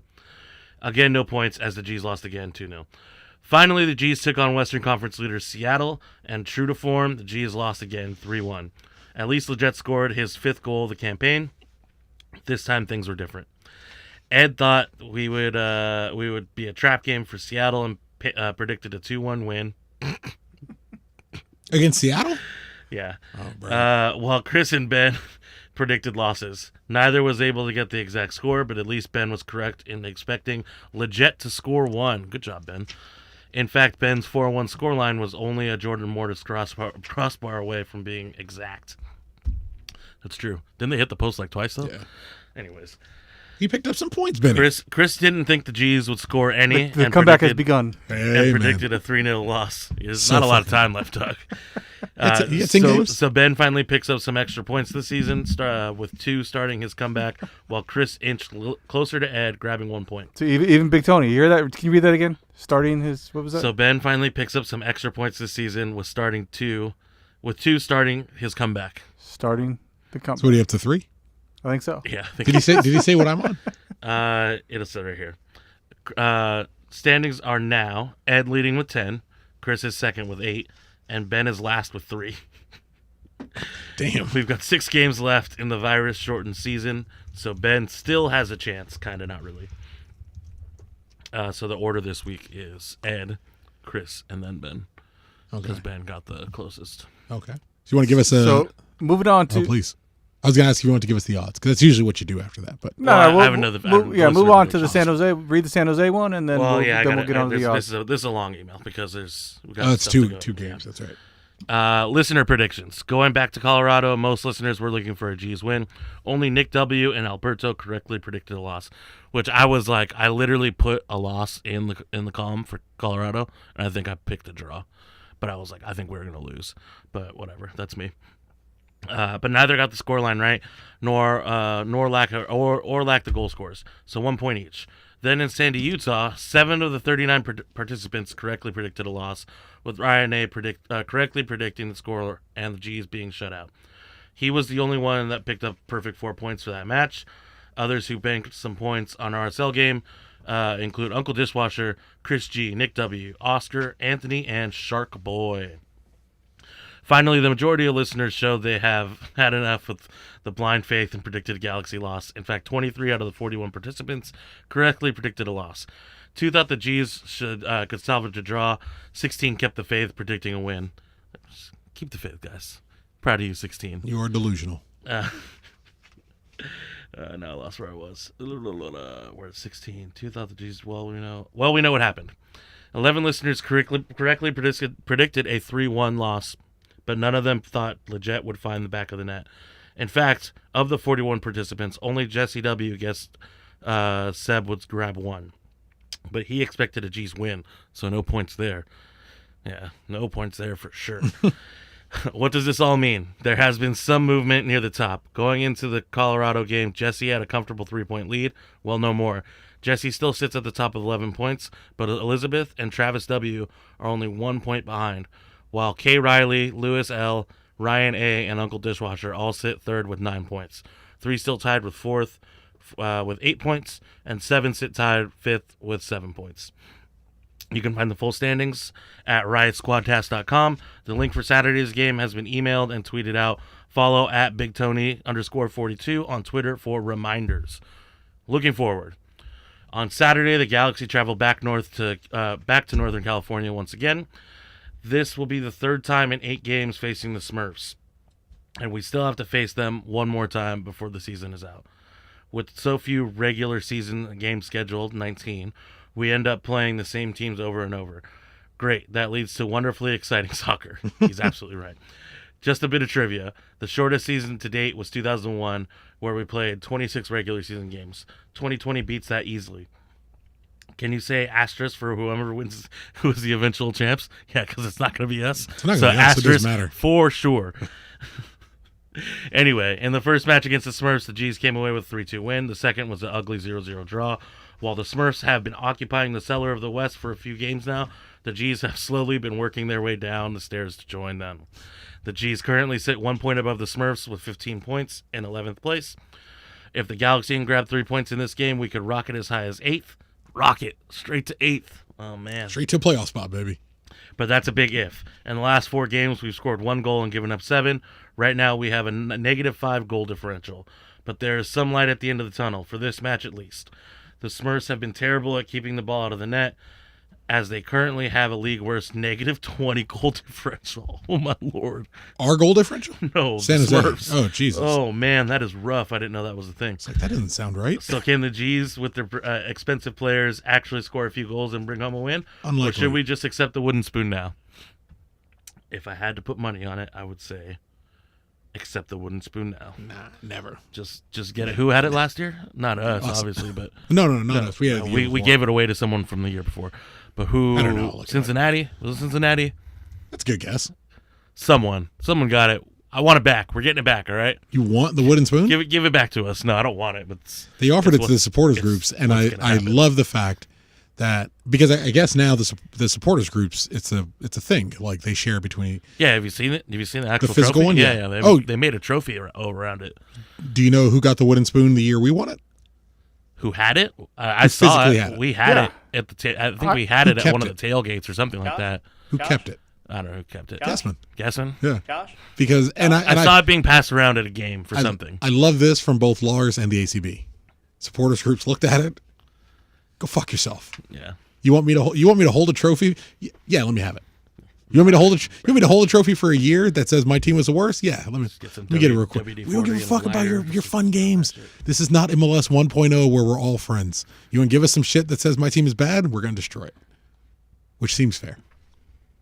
Is that the end of his email? That is the end of the email. Thank you, Antonio Grande. Yeah, thank you. Appreciate you, brother. Ben, you have predictions? Well, let's go. Ed did the work, so we should take credit for it. Love it. We got this match preview. You already gave him credit. Antonio El Mas Grande. Doom, doom, doom, doom. San Jose. Can you play Spanish guitar every time we say we got an email from Antonio Grande? Antonio El Mas Grande? You know what? That's worth actually creating a drop for. I love it. Let's go up there. What was the name? There was a song, Chris Medina. It was the exact same thing we were talking about this morning. Chris Medina used to get into this like flamenco song. I probably shouldn't use his last name. But he said this flamenco song I want to use. I got to find it. So San Jose beat LAFC 2-1 late last week. Yanni Gonzalez finally training. Do you think we see Yanni this week? I think you have to. I mean, unless we're going to play Cameron Dunbar or Efren Alvarez on the right. Would you? I would. I don't know if I'd start him. No, but would you put it past GBS from playing Efren or Cameron and not really seeing Yanni? No, I think he plays him. If it's his guy, I think he plays him. Assuming it's his guy. And if you look at the clubs Yanni played at the time GBS was coaching in Argentina, it's probably his guy. It's probably his dude. All right. So, lineup predictions. We know Araujo's out. Tuck, what do you got? My assumption would be that they're going to do It's hard to say Yanni because I don't want to pick a player to start who the Galaxy haven't even announced has got his clearances to play. They said, or it was leaked out, or rumored, or what have you, whispered that he could be available this last week. Nothing. So I mean, I'm glad it was nothing because we were going to lose that game anyway. Yeah. No point in risking injury or exhaustion or anything like that. Everyone seems pretty confident that he's going to play this game. I guess if that's the way we're looking, there's talk that he's in training. There's talk that he's clearly arrived. He received his visa. He doesn't have his visa. I don't know. I don't know the state of Yanni Gonzalez. Tuck. The important thing. Do you know his number? It's literally the only question I asked them. I'm like, I don't care when he debuts. I don't care when he got his visa. I don't give a shit about any of that. What jersey number is he getting? I do not know. The 7's open. 11's open. Like numbers he's worn in his past, they're open. We seem to be kind of gearing the number 7 towards important mainstay, guys of note. That's pretty much been the case since Klein wore it in 2009, 2007 even. But since Klein gave the number up, it's been kind of being moved in that direction. Gone are the days of Jose Boteo and Zach Ibsen. Like now it's more the Ramon Alessandrinis and the Robbie Keane. So he could wear 7. I think they'll probably end up giving him 11. I think it's a nice wingers number. But assuming he's going to be fit and ready to go, Bingham, Insua, Depew, Steris. You don't think? Felcher? Do you think we need rotation? Oh God, yes.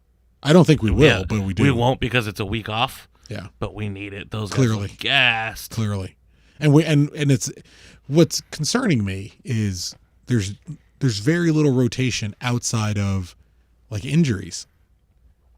Like it's rotating Hernandez and Jonathan in was like, well, you're guaranteed 2 subs every game because you know those 2 got to come in. Like Zubac's going to go out for Hernandez or Hernandez for Zubac. You know Corona is going to go out for Jonathan or Kitchen's going to go out for one of these 2 guys. But it's still Pavone every game 90 minutes. It's still Insua we just saw him get subbed off. Yeah, he just got for subbed Traore, who's been sitting on the bench doing nothing. Yeah. Yeah, it's what's concerning me is that we saw a healthy amount of rotation with G2 when they were playing a lot of games, and we didn't get it in the first. Well, that's where you get. All. That's where you get. And this. And you would see guys come in at halftime. Like there'd be guys that played half. They would. Carson Klein has played, so that Augie can get a break. Carson Klein has started. Yeah. So that Augie can get a break. Omar Ontiveros. Who I don't want to blacklist Ontiveros in the same way I want to blacklist Katai. Like we don't really talk about Katai here. I doubt there will be many instances for a right back defensive midfielder from the second team. Yeah. But Ontiveros played right back, played defensive mid, played center back. Like he got rotated. Jalen Neal, 16 years old, he got rotated even though he's young. And I get you have more opportunity to do that in the second team, in the G2, but. It was just, it was refreshing to see that when we have the first team, the same guys playing every game 3 times a week. Yeah. Adrian Vera on G2's played attacking mid, left wing, and right wing. He's played left back. Mauricio Cuevas has moved on both of the wings. Isaac Bawas played on both of the wings. Jonathan Perez plays center. Victor Valdez has gotten minutes at G2. Sebastian Hernandez has gotten minutes at G2. Adrian Gonzalez played today. He hadn't played in a few weeks. Like G2 is rotating guys around, but G2, why can you do that with the second team? You can't do it from the first team because in Los Angeles, you have the academy system that you just get to bring up scores of children when they're ready, and there's no 2 ways to cut it. We are not built for success at the first team level. We're just not built in the same way. You still could drop, but you could drop half of a G2 starting 11 from the first team alone. You could drop 5-6 guys. Oh yeah, and they would start. Easy, yeah, and they would all start. So all the guys who are being successful at G2 now are your rotation guys for the 5-6 dudes sitting on the bench of the first team. That's why I say like we could have we would whitewash teams. Yeah. So what is it? Because I'm supposed to do a lineup. No. I'm doing a little bit of pre-prep, like looking at the lightning round stuff. I'll leave it alone. And it's beautiful. Oh, I love it. So it's. But like I just don't get the. It seemed like it was almost mandated on the team below us, because obviously they're children and a lot of them are kids, and they're playing more soccer than they're used to. Actual games, not not practices and stuff. Mm-hmm. So maybe it's almost mandated for them to not overwork themselves and get hurt early, in their career. Yeah. But like, you want to limit minutes. You don't want them to just run. Who in the organization could be like, yo, GBS, you gotta fucking like sit some guys. They're obviously tired. Leggett looks fucking. As soon as the ball was kicked, I would say there was 3 or 4 players that immediately just looked not up to snuff. They just looked gassed. They just looked tired. And I get that we have a lot of other teams that have that as well. Mm-hmm. But why are we not? Why are we running with the same people every week? I don't know. I don't know. I don't think they're going to change anything. I think Tucker's lineup is correct. But Andrew, you got a lineup? What was Tucker's lineup? So Depew, Steris, center back, Bingham, Insua, Rolf Felcher, probably Kitchen and Jonah, Legit, it's Cam. Yoni, did you say Yoni? I'd say Yoni. Yeah. Yoni. You think he starts? Right. If he's available, yeah. Pavone on the left and Chicharito at the top. Sebastian Lletget, since the beginning of the season, Sebastian Lletget has played all but 124 minutes of every single game. Like, original start to the season, MLS's back tournament. And he looked mad that he got subbed. Yeah. But he's played all but 123 minutes. Tired. He doesn't get He looked subbed. He doesn't miss games. Like, he plays all of them. It's pretty wild. Sasha Collection dead? He was on the 18. Like, I saw that he was on the 18. He should be. If you're finding an issue with Lletget's attacking midfield options, like maybe, as crazy as it'll sound, maybe slowing it down a little bit is going to work. Maybe having a guy who isn't going to run quite as hard as Lletget does, isn't going to run as crazy as Lletget does, but is going to be a little more methodical in his on the ground long balls. You know, I get the need to push someone up with Hernandez, but maybe it's the ability to just find him on the ground that's going to help, because that is the goal. It's unlocking Javier Hernandez, what helps him be as successful as possible, because that's what's necessary. But I would like to see the option of someone else. Like, the 11 is not working. That's Efra's position. But why can't he get a game? Like, can't he get a start there? He passes a little heavy. But yeah, I mean, Lletget made himself undroppable for a while. I would say we're out of that. But I mean, like, there's undroppable, and then there's, like, you got to give guys.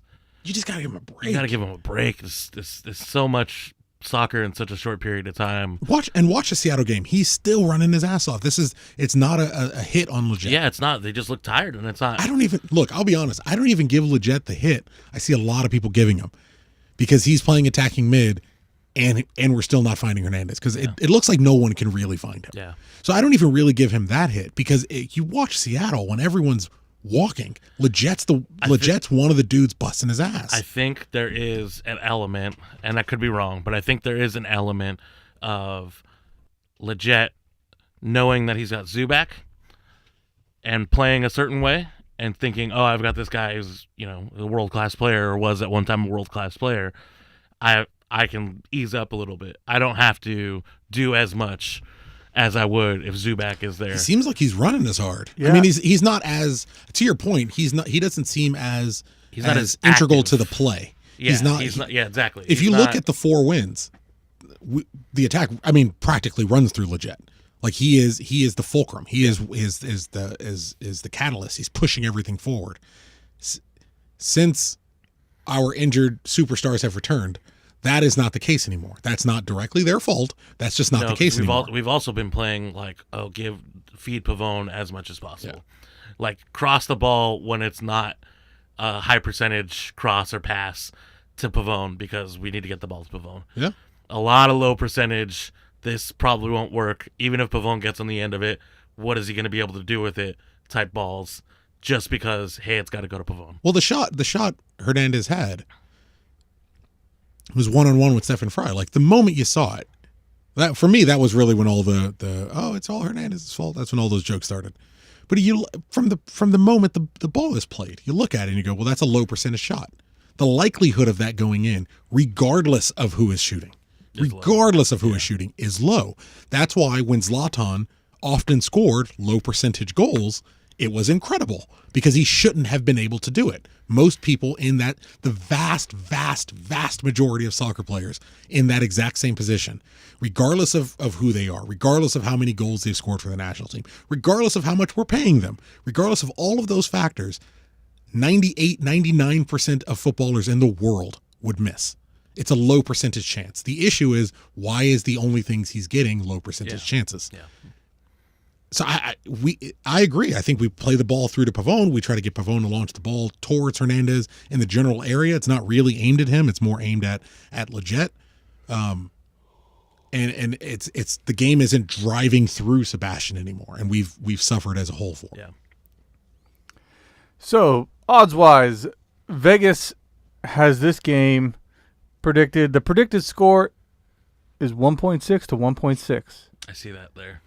Seems odd. It's, well, when you got two crappy teams. Two shitty teams, yeah. Yeah. The odds are pretty close. San Jose is a plus 160. The Galaxy are a slight favorite at a plus 140. The draw is the long shot at a plus 275.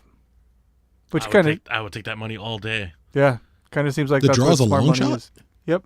That's what I would. That's the result I would assume is going to happen. Yeah. So that's what you're guessing. That's weird. Your prediction. No, I mean it's one of those things where it's like on paper, like even in your mind, kind of playing it out. Hey, a draw seems on. You guys still have that money, the whatever money? We do still have the money, but BetLASports.com stopped doing MLS games. That's Really? why. Yeah, that's why we stopped working with them.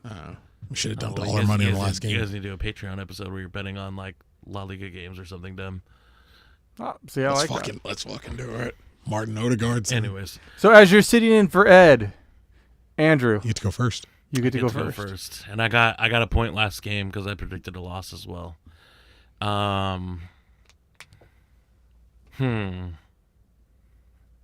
If I had to guess, they're playing here.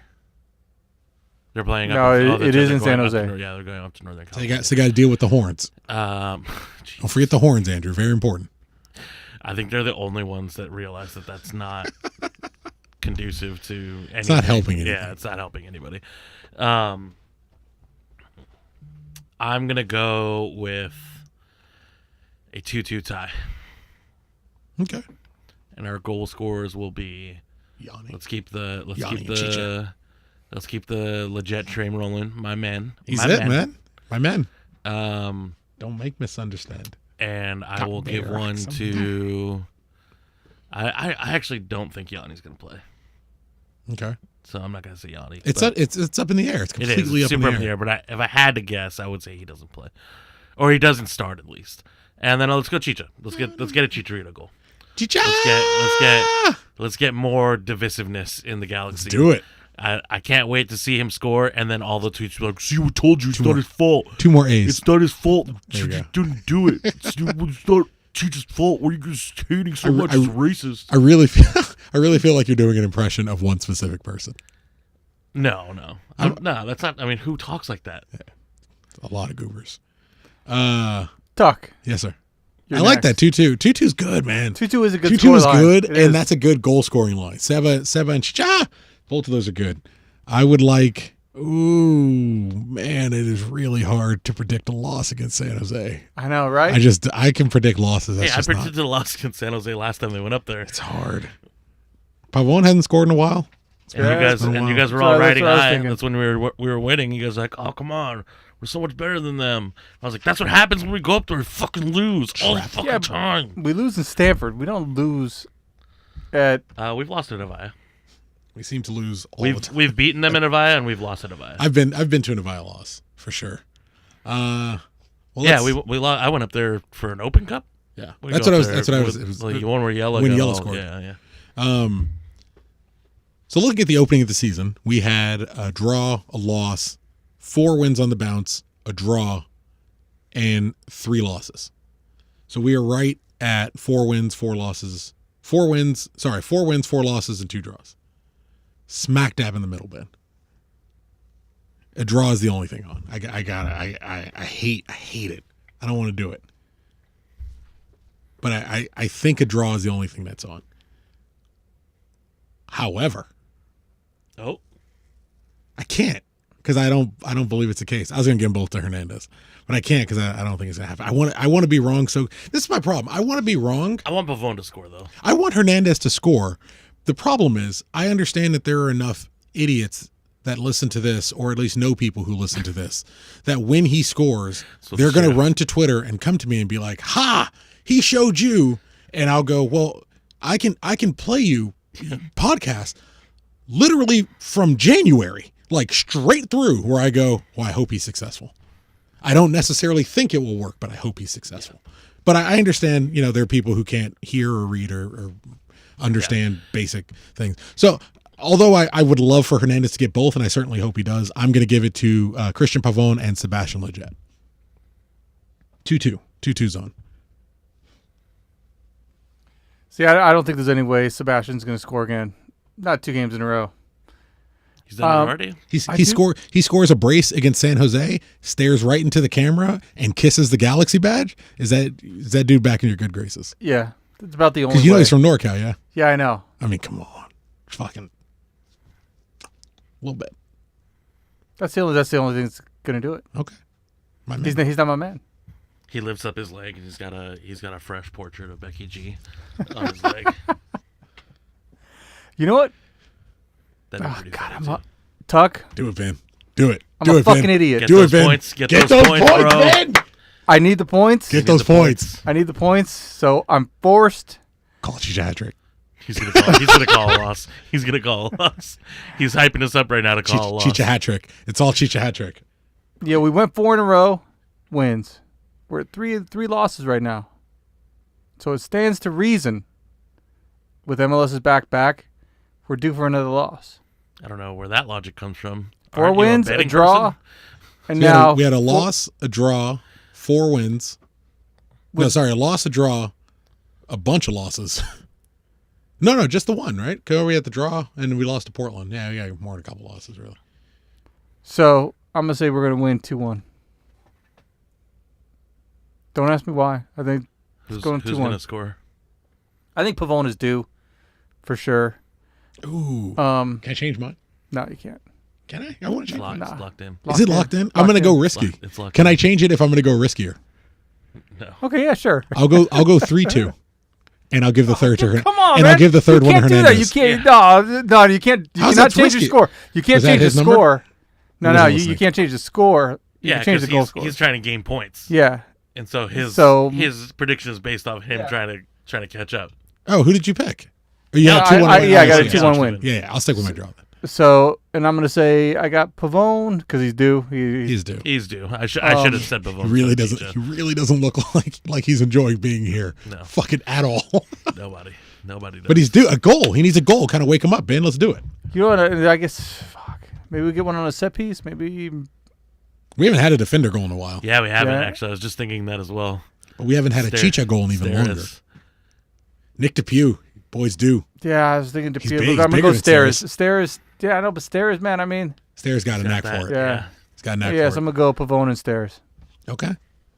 That seems good. We genuinely don't go through the lightning round questions. Is there a lightning round question regarding Javier Hernandez? There's probably like 3. Well, just because I do have Just cancel. I have a relatively small, minorly noteworthy fact or stat or what have you that I would say for a lightning round question if it's in there. I want to make sure I want to lose it. How do we both have the same odds for winning, and the draw be the long shot? They want money on the draw. Oh, so it's not like a math thing. It's just about what's going to entice you. Yeah. So essentially, I mean, you know, Andrew, they want even money across the board. They want money on everybody so that. So they'll give you the 1.6 Yeah. for each team to win. Exactly. They'll make the draw the long shot. They make their money on the juice. Yeah. They make their money on the juice. You've definitely done some illegal shit in your life. Like some shit I don't know. I'm okay with it, as long as you didn't hurt nobody. Do you do like craps or blackjack or? How do you feel the Did you void? play, used a little poker when I used to play craps. I used to. What was it called? Lady Luck down here. Oh yeah, no, I never played there. Get them Yeah, divorced. when we go to Vegas, I'll play. I'll play some dice. No, When are we doing a odds. Vegas? When are No me, you, poker. and Ed doing a Vegas We were trip? supposed to do a Vegas trip with G2 this Las year. Vegas but Lights. Yeah, that COVID. Maybe next the year. whole thing. Hey, Vegas is open, guys. Nah. I need a verified vaccine before I go anywhere. Yes. You ready for the lightning round, Tuck? I'm ready, sir.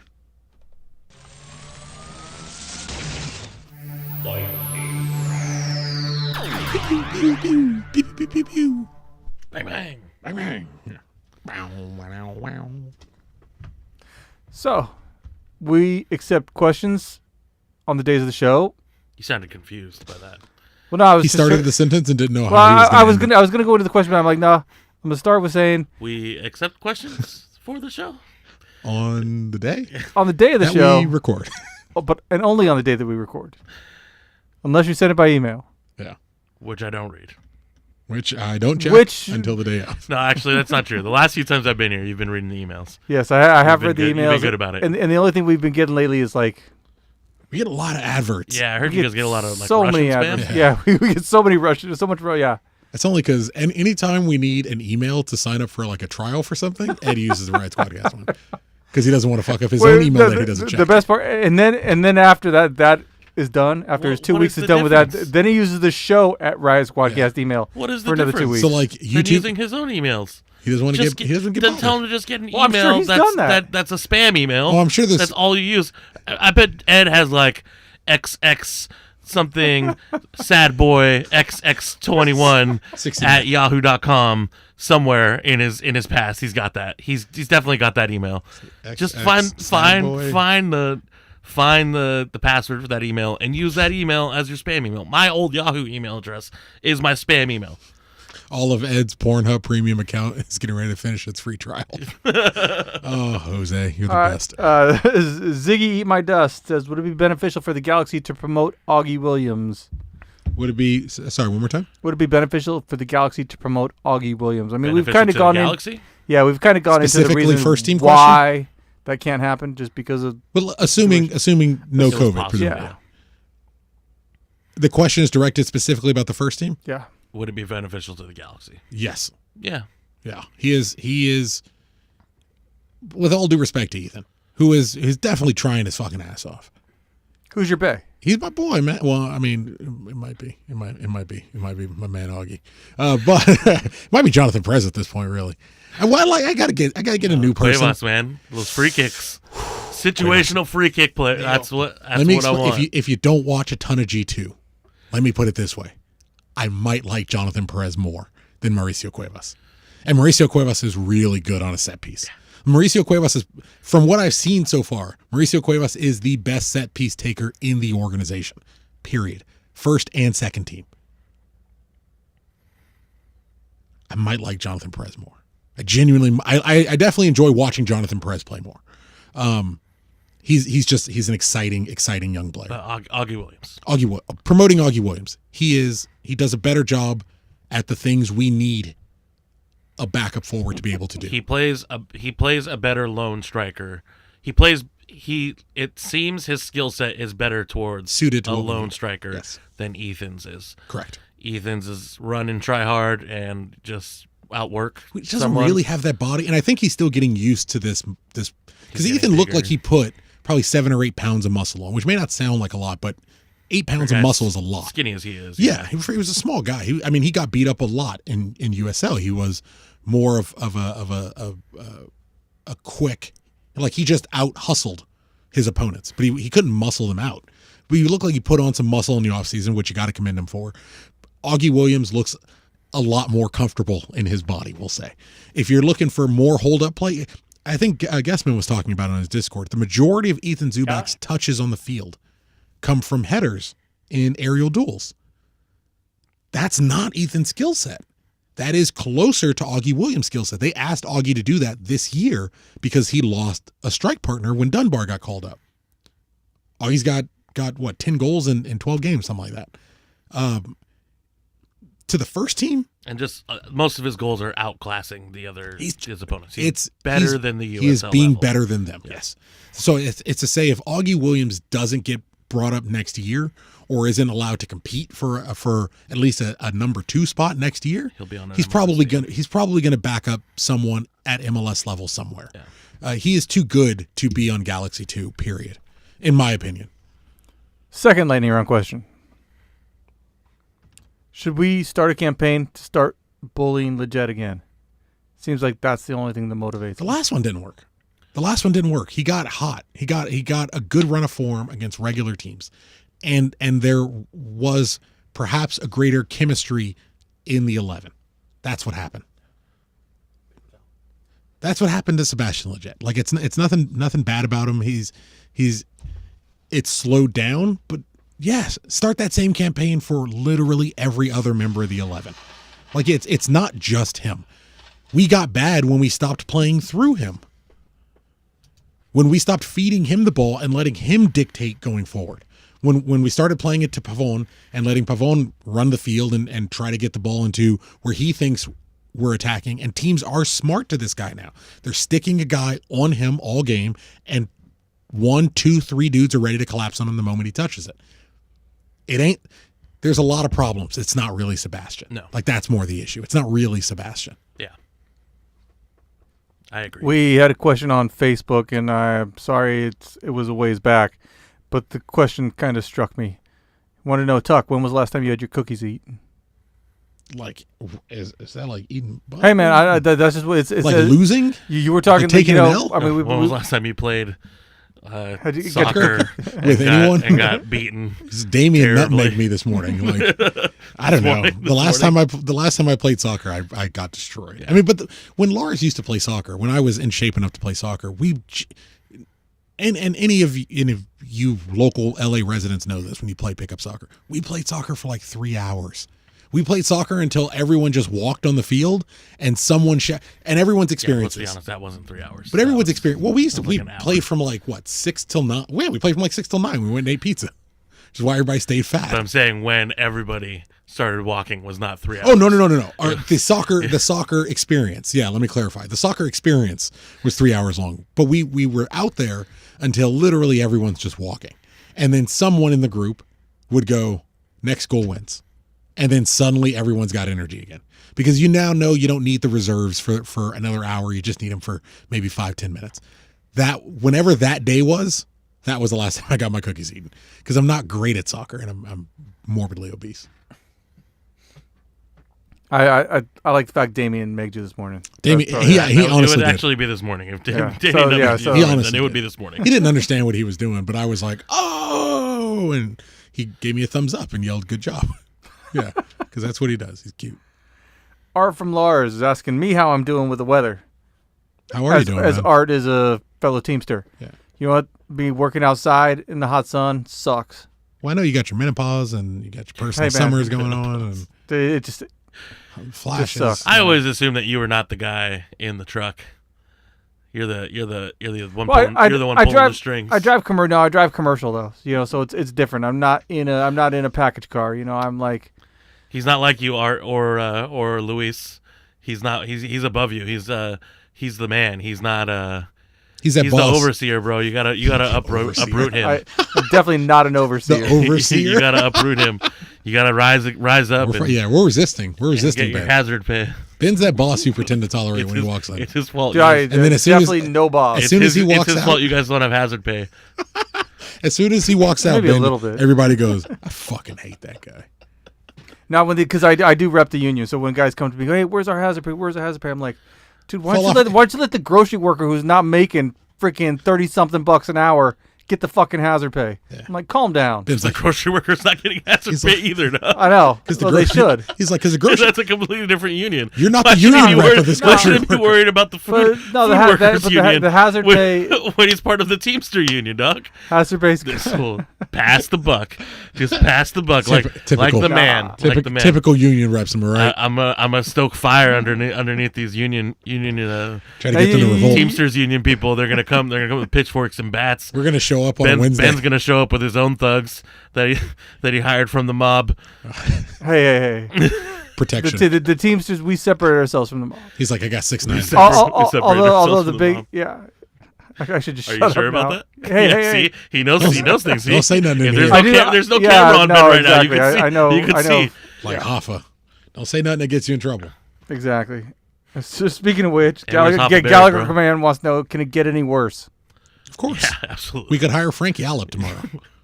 What do you mean? It can get worse. It can get worse. We could lose to San Jose. We could lose San Jose. Yeah, that's getting worse. Yeah, it can always get worse, man. But that's the thing. There's always another game, and we can always compound on our greatness or our poor form. Absolutely. It's just each match is just an opportunity. That's all. Charlos Schmarlos says, any suggestions for a new cam? No. Not really. There's a French winger that can play on the inside, play number 10. I think he's out in China right now. I don't know if we can get him, but I feel like we might be able to convince him. He's had some Instagram posts that's like, come get me. He seems really interested And he may not be enjoying his time in China as much. I feel like he could acclimate well.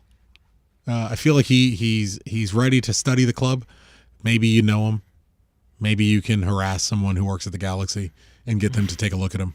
But if they're looking for someone, I don't know. He's an attacking player with flair, something we need desperately.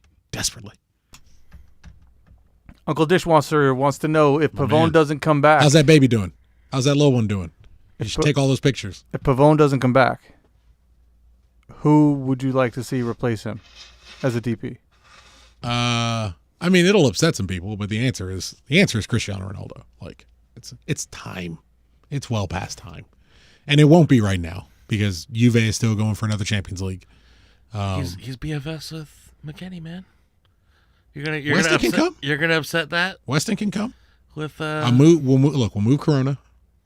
We'll put Weston McKennie. We'll pay Dallas, $75,000 in discovery rights or whatever it is, and we'll move Corona on. Let's be honest though. Let's be honest. I would let the U.S. men's national team to miss the next 4 World Cups if it meant the Galaxy could have one MLS Cup. Miss it completely? Yeah, for the next 20 years. Yeah, I'd be all we right can with miss the World Cup for the next 20 years if the Galaxy wins one MLS Cup. I'd be okay with it. If that was the exchange rate, if it was like, Cristiano Ronaldo and Weston McKennie become BFFs. Weston McKennie becomes the greatest soccer player of all time, takes the U.S. to the next level. Or Cristiano Ronaldo, that doesn't happen, and Cristiano Ronaldo comes here and wins a MLS Cup. I would take Cristiano Ronaldo coming here and winning a MLS Cup, a single one. If in exchange, this is fanciful. And it's very what if, it's a up in the clouds sort of question. This is not a lightning round question, topic at all. If in exchange for the U.S. men's national team never winning a World Cup, I was ensured that the Galaxy had more MLS Cups and more CONCACAF Champions Leagues than everyone else until the rest of my life, oh yeah, I would take that deal in a heartbeat.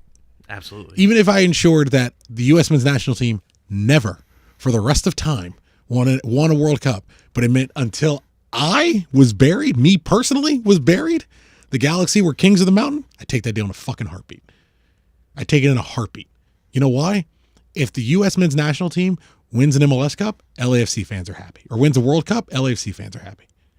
Well, they probably aren't paying attention, but in 6 months when somebody explains it to them, writes it, draws it in pretty colors, they'll understand and they'll like it. And San Jose fans will like it. Someone has to tweet it with shoulder to shoulder.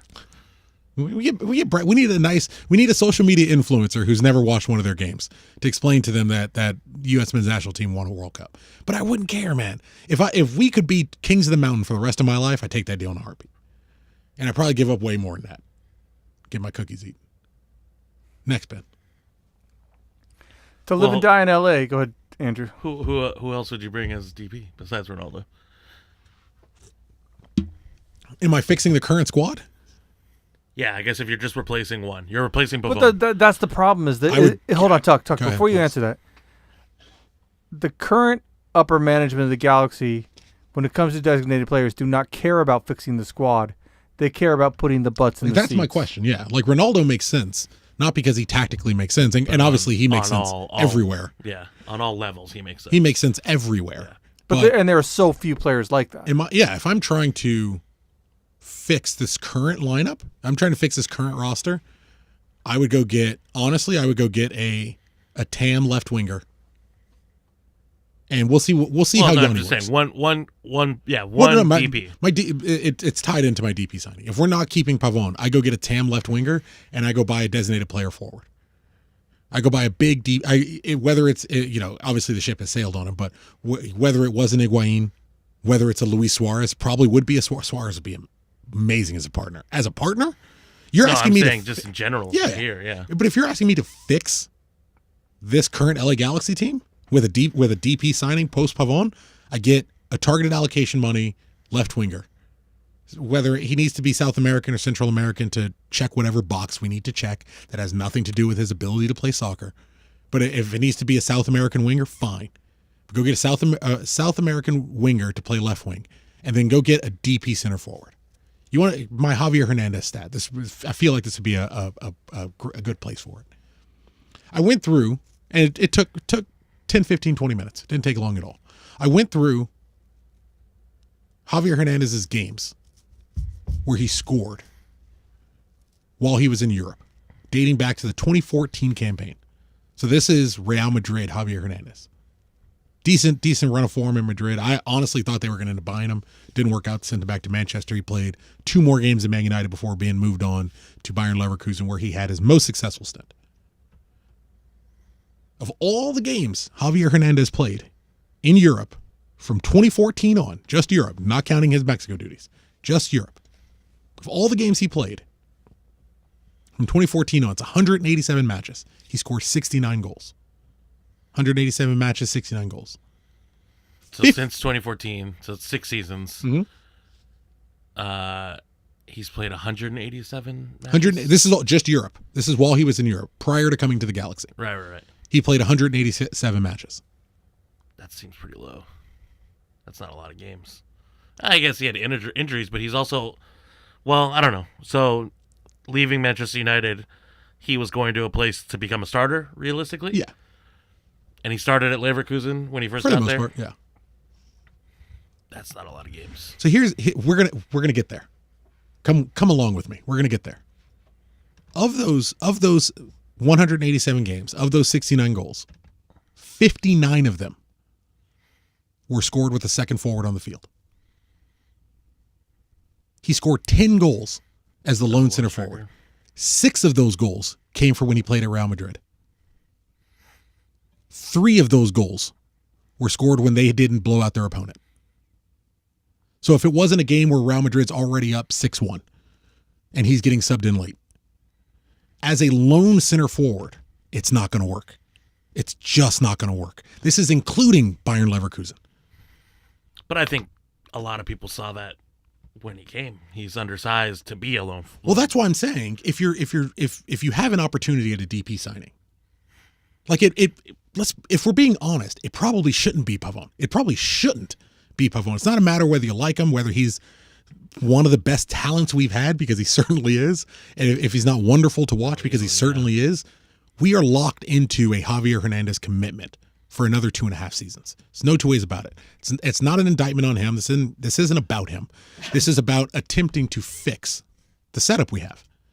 All but 3 goals were scored in actual competitive matches where he was the lone singular center forward. It doesn't matter this is what I've come to figure out this week. It doesn't matter if we get an attacking midfielder. It doesn't matter if Sebastian Lletget finds a way to become the next Miguel Almiron and carry the ball from center midfield through to the attack and put it on a play for him. That has never been the thing that made him succeed. That has never, at club football, for Mexico, he plays lone forward all the time. But at club level, it has never, ever worked. Well, what's the difference in Mexico where it's clearly worked because he scored a lot of goals for them? Perhaps it's easier when you're playing. Perhaps it's easier when you're playing. No disrespect to anybody. Perhaps it's easier when you're playing Guatemala. Perhaps it's easier. Well, they played him today.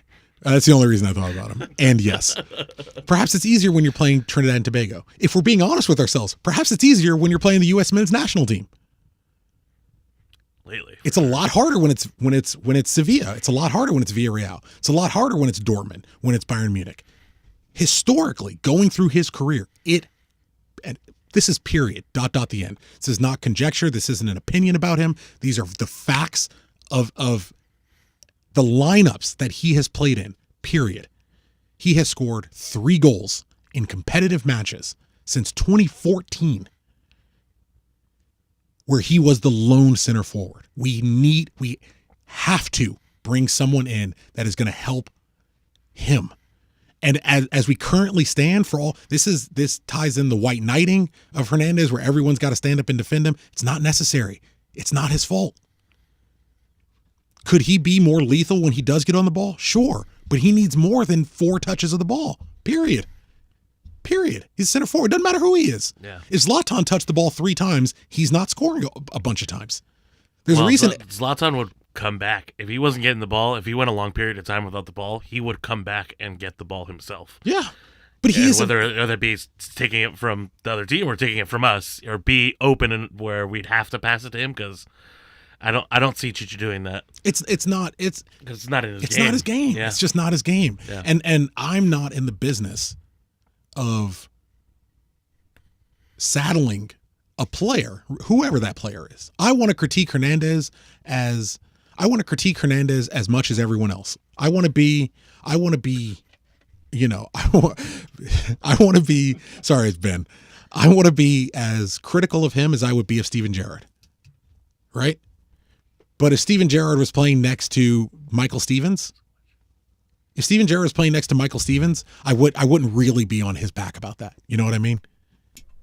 So, Tuck, would you consider changing to a 4-4-2 then? And who would you play next to Chicharito in someone that's on the current roster? In our current setup, well, would I switch to 4-4-2? I'm willing to lose Christian Pavón to switch to 4-4-2 because I think a 4-4-2, or it doesn't even have to be a 4-4-2, but a formation with two forwards, historically, just going through the history of his specific career, historically, if you want to get the best out of Javier Hernandez, a 4-2-3-1 ain't going to do it. Historically, a 4-4-2 or some amalgam of a 4-4-2 is going to help him be more successful. Something that allows any other player to soak up some pressure.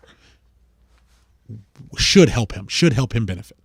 I want to see one game where Ethan and Javier Hernandez are on the field at the same time. I bet you Javier Hernandez thrives. I imagine Ethan still has a lot of the same issues that he has. And, I was going to say, I don't think Ethan thrives. I don't think Ethan's going to. No, I don't. I genuinely don't think Ethan would thrive. But I would be very, it very, would look very better surprised. than what we saw against Seattle. Yes. He would touch the ball more. So Tucker, give me a 4-4-2 lineup. Right now, with the pieces I have. With the pieces we have right now. Including G2? Sure. Including G2, I would toss Augie Williams up top instead of Ethan. I genuinely would. I think Ethan would be a great sub who can come on for either one of them, which is why I wouldn't, if it's late in the game, Hernandez is probably not coming off. If we need a goal, Hernandez is realistically probably not coming off. So by that point, presumably we've been hoofing the ball in the air. And Augie's just better at that than Ethan is. There's no two. I'm sorry, there's no two ways about it. I would love a 4-4-2. Bingham, obviously, Insua, Depew, Steris, Araujo, Pavón, Jonathan, Kitchen, because we need someone that's gonna hold it down. If you're gonna have, you got four. Leget's the one who drops out here. Yeah, he's the attacking mid who drops out. I would probably play Leget over Kitchen. I feel you, but Leget doesn't do the defensive work Kitchen does. Yeah, and I don't need him going forward in this formation. I need him sitting back. And we saw that last year. We saw Leget try and be more box to box last year as opposed to attacking mid, and he failed miserably. Yeah, I would do Jonathan as my pivot, who's going forward, and let Jonathan get up because I know Kitchen can drop back and defend. Hey, you ain't got no coronavirus, do you, Andrew? No, I think it's allergies. It's really weird. It just came out of nowhere. Like it's. This will be the last show. So my 4-4-2 right now is Pavón, Jonathan, Kitchen, let's say Yanni, assuming he's here, Augie, and Chicharito. 3 games. Inside of 3 games, Hernandez has 2 goals minimum. I saw Augie. Watch his highlights from last week. I saw Augie body a grown man when he was behind him trying to get to the ball. Body at the dude, put the ball in the bottom corner. He's not going to get that kind of time, but he's going to help Hernandez get that kind of time.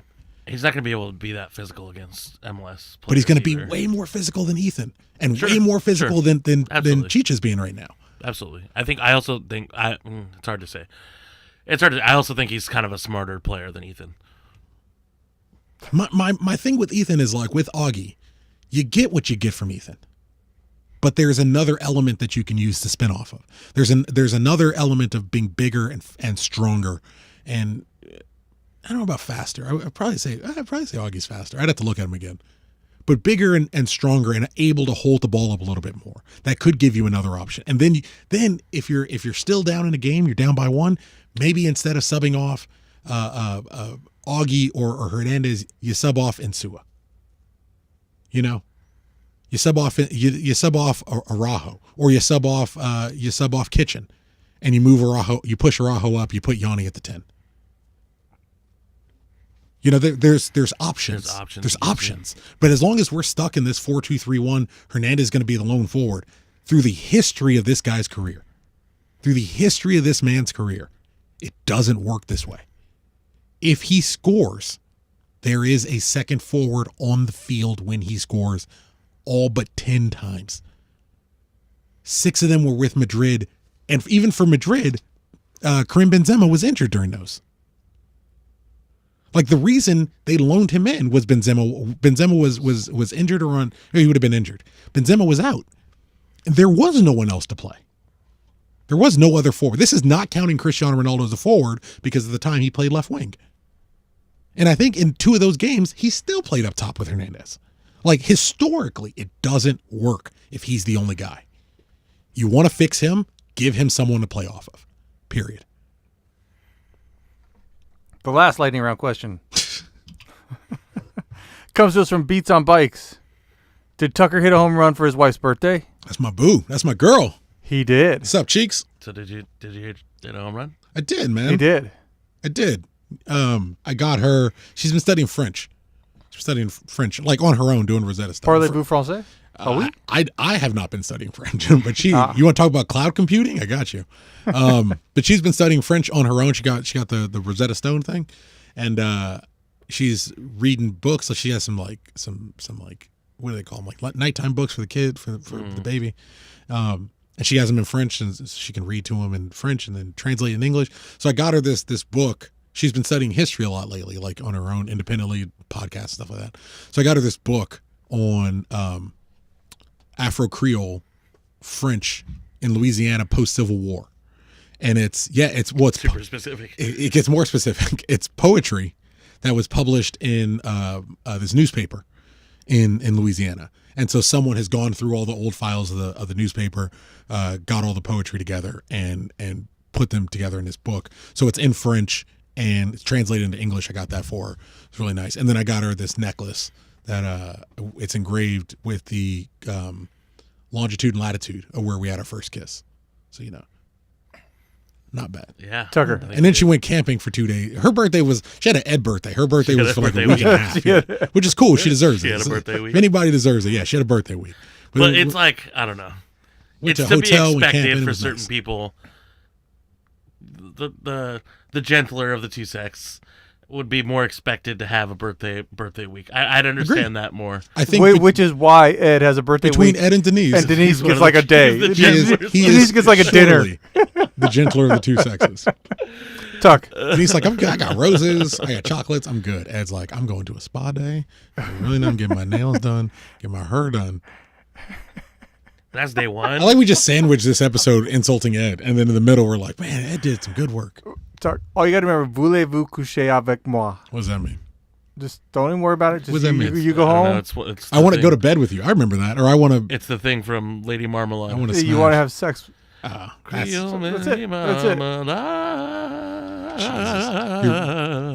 Your woman's lucky. Remember, everyone. There's no need to. We're wrapping up. We're done. Remember, everyone. done. There's no need. We're done. There's no need to white knight Javier Hernandez. If you see someone going at him unduly, mute them. Yeah, or just get off Facebook, or don't Get look off- at yeah, get or off don't whatever look at social Instagram media you're on. comments. Whatever you're Twitter, on. man. Twitter's Twitter, like Twitter But it see, is the thing non-existent. I don't on think Twitter. it happens on Twitter. There's one Really? person I know with protected tweets. I'm not going to say their name. They go with all protected crazy? tweets that gets all crazy I know them? about Chicharito. But outside of that person, who is not followed by a lot of people, I don't see it.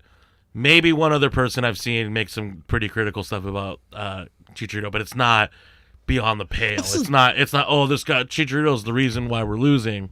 No one's saying that except maybe one person I know on Twitter. Everyone I know who, every time I do see Chicharito criticism, it is from people who never do anything but critique him negatively. Sure. Yep. And they were not happy that's that called came Galaxy Twitter. But then don't you put those people in a in a box? separate category. Yeah. Don't you put them over to the side? Yeah. Like there are, there are people who don't share your opinion on any number of things.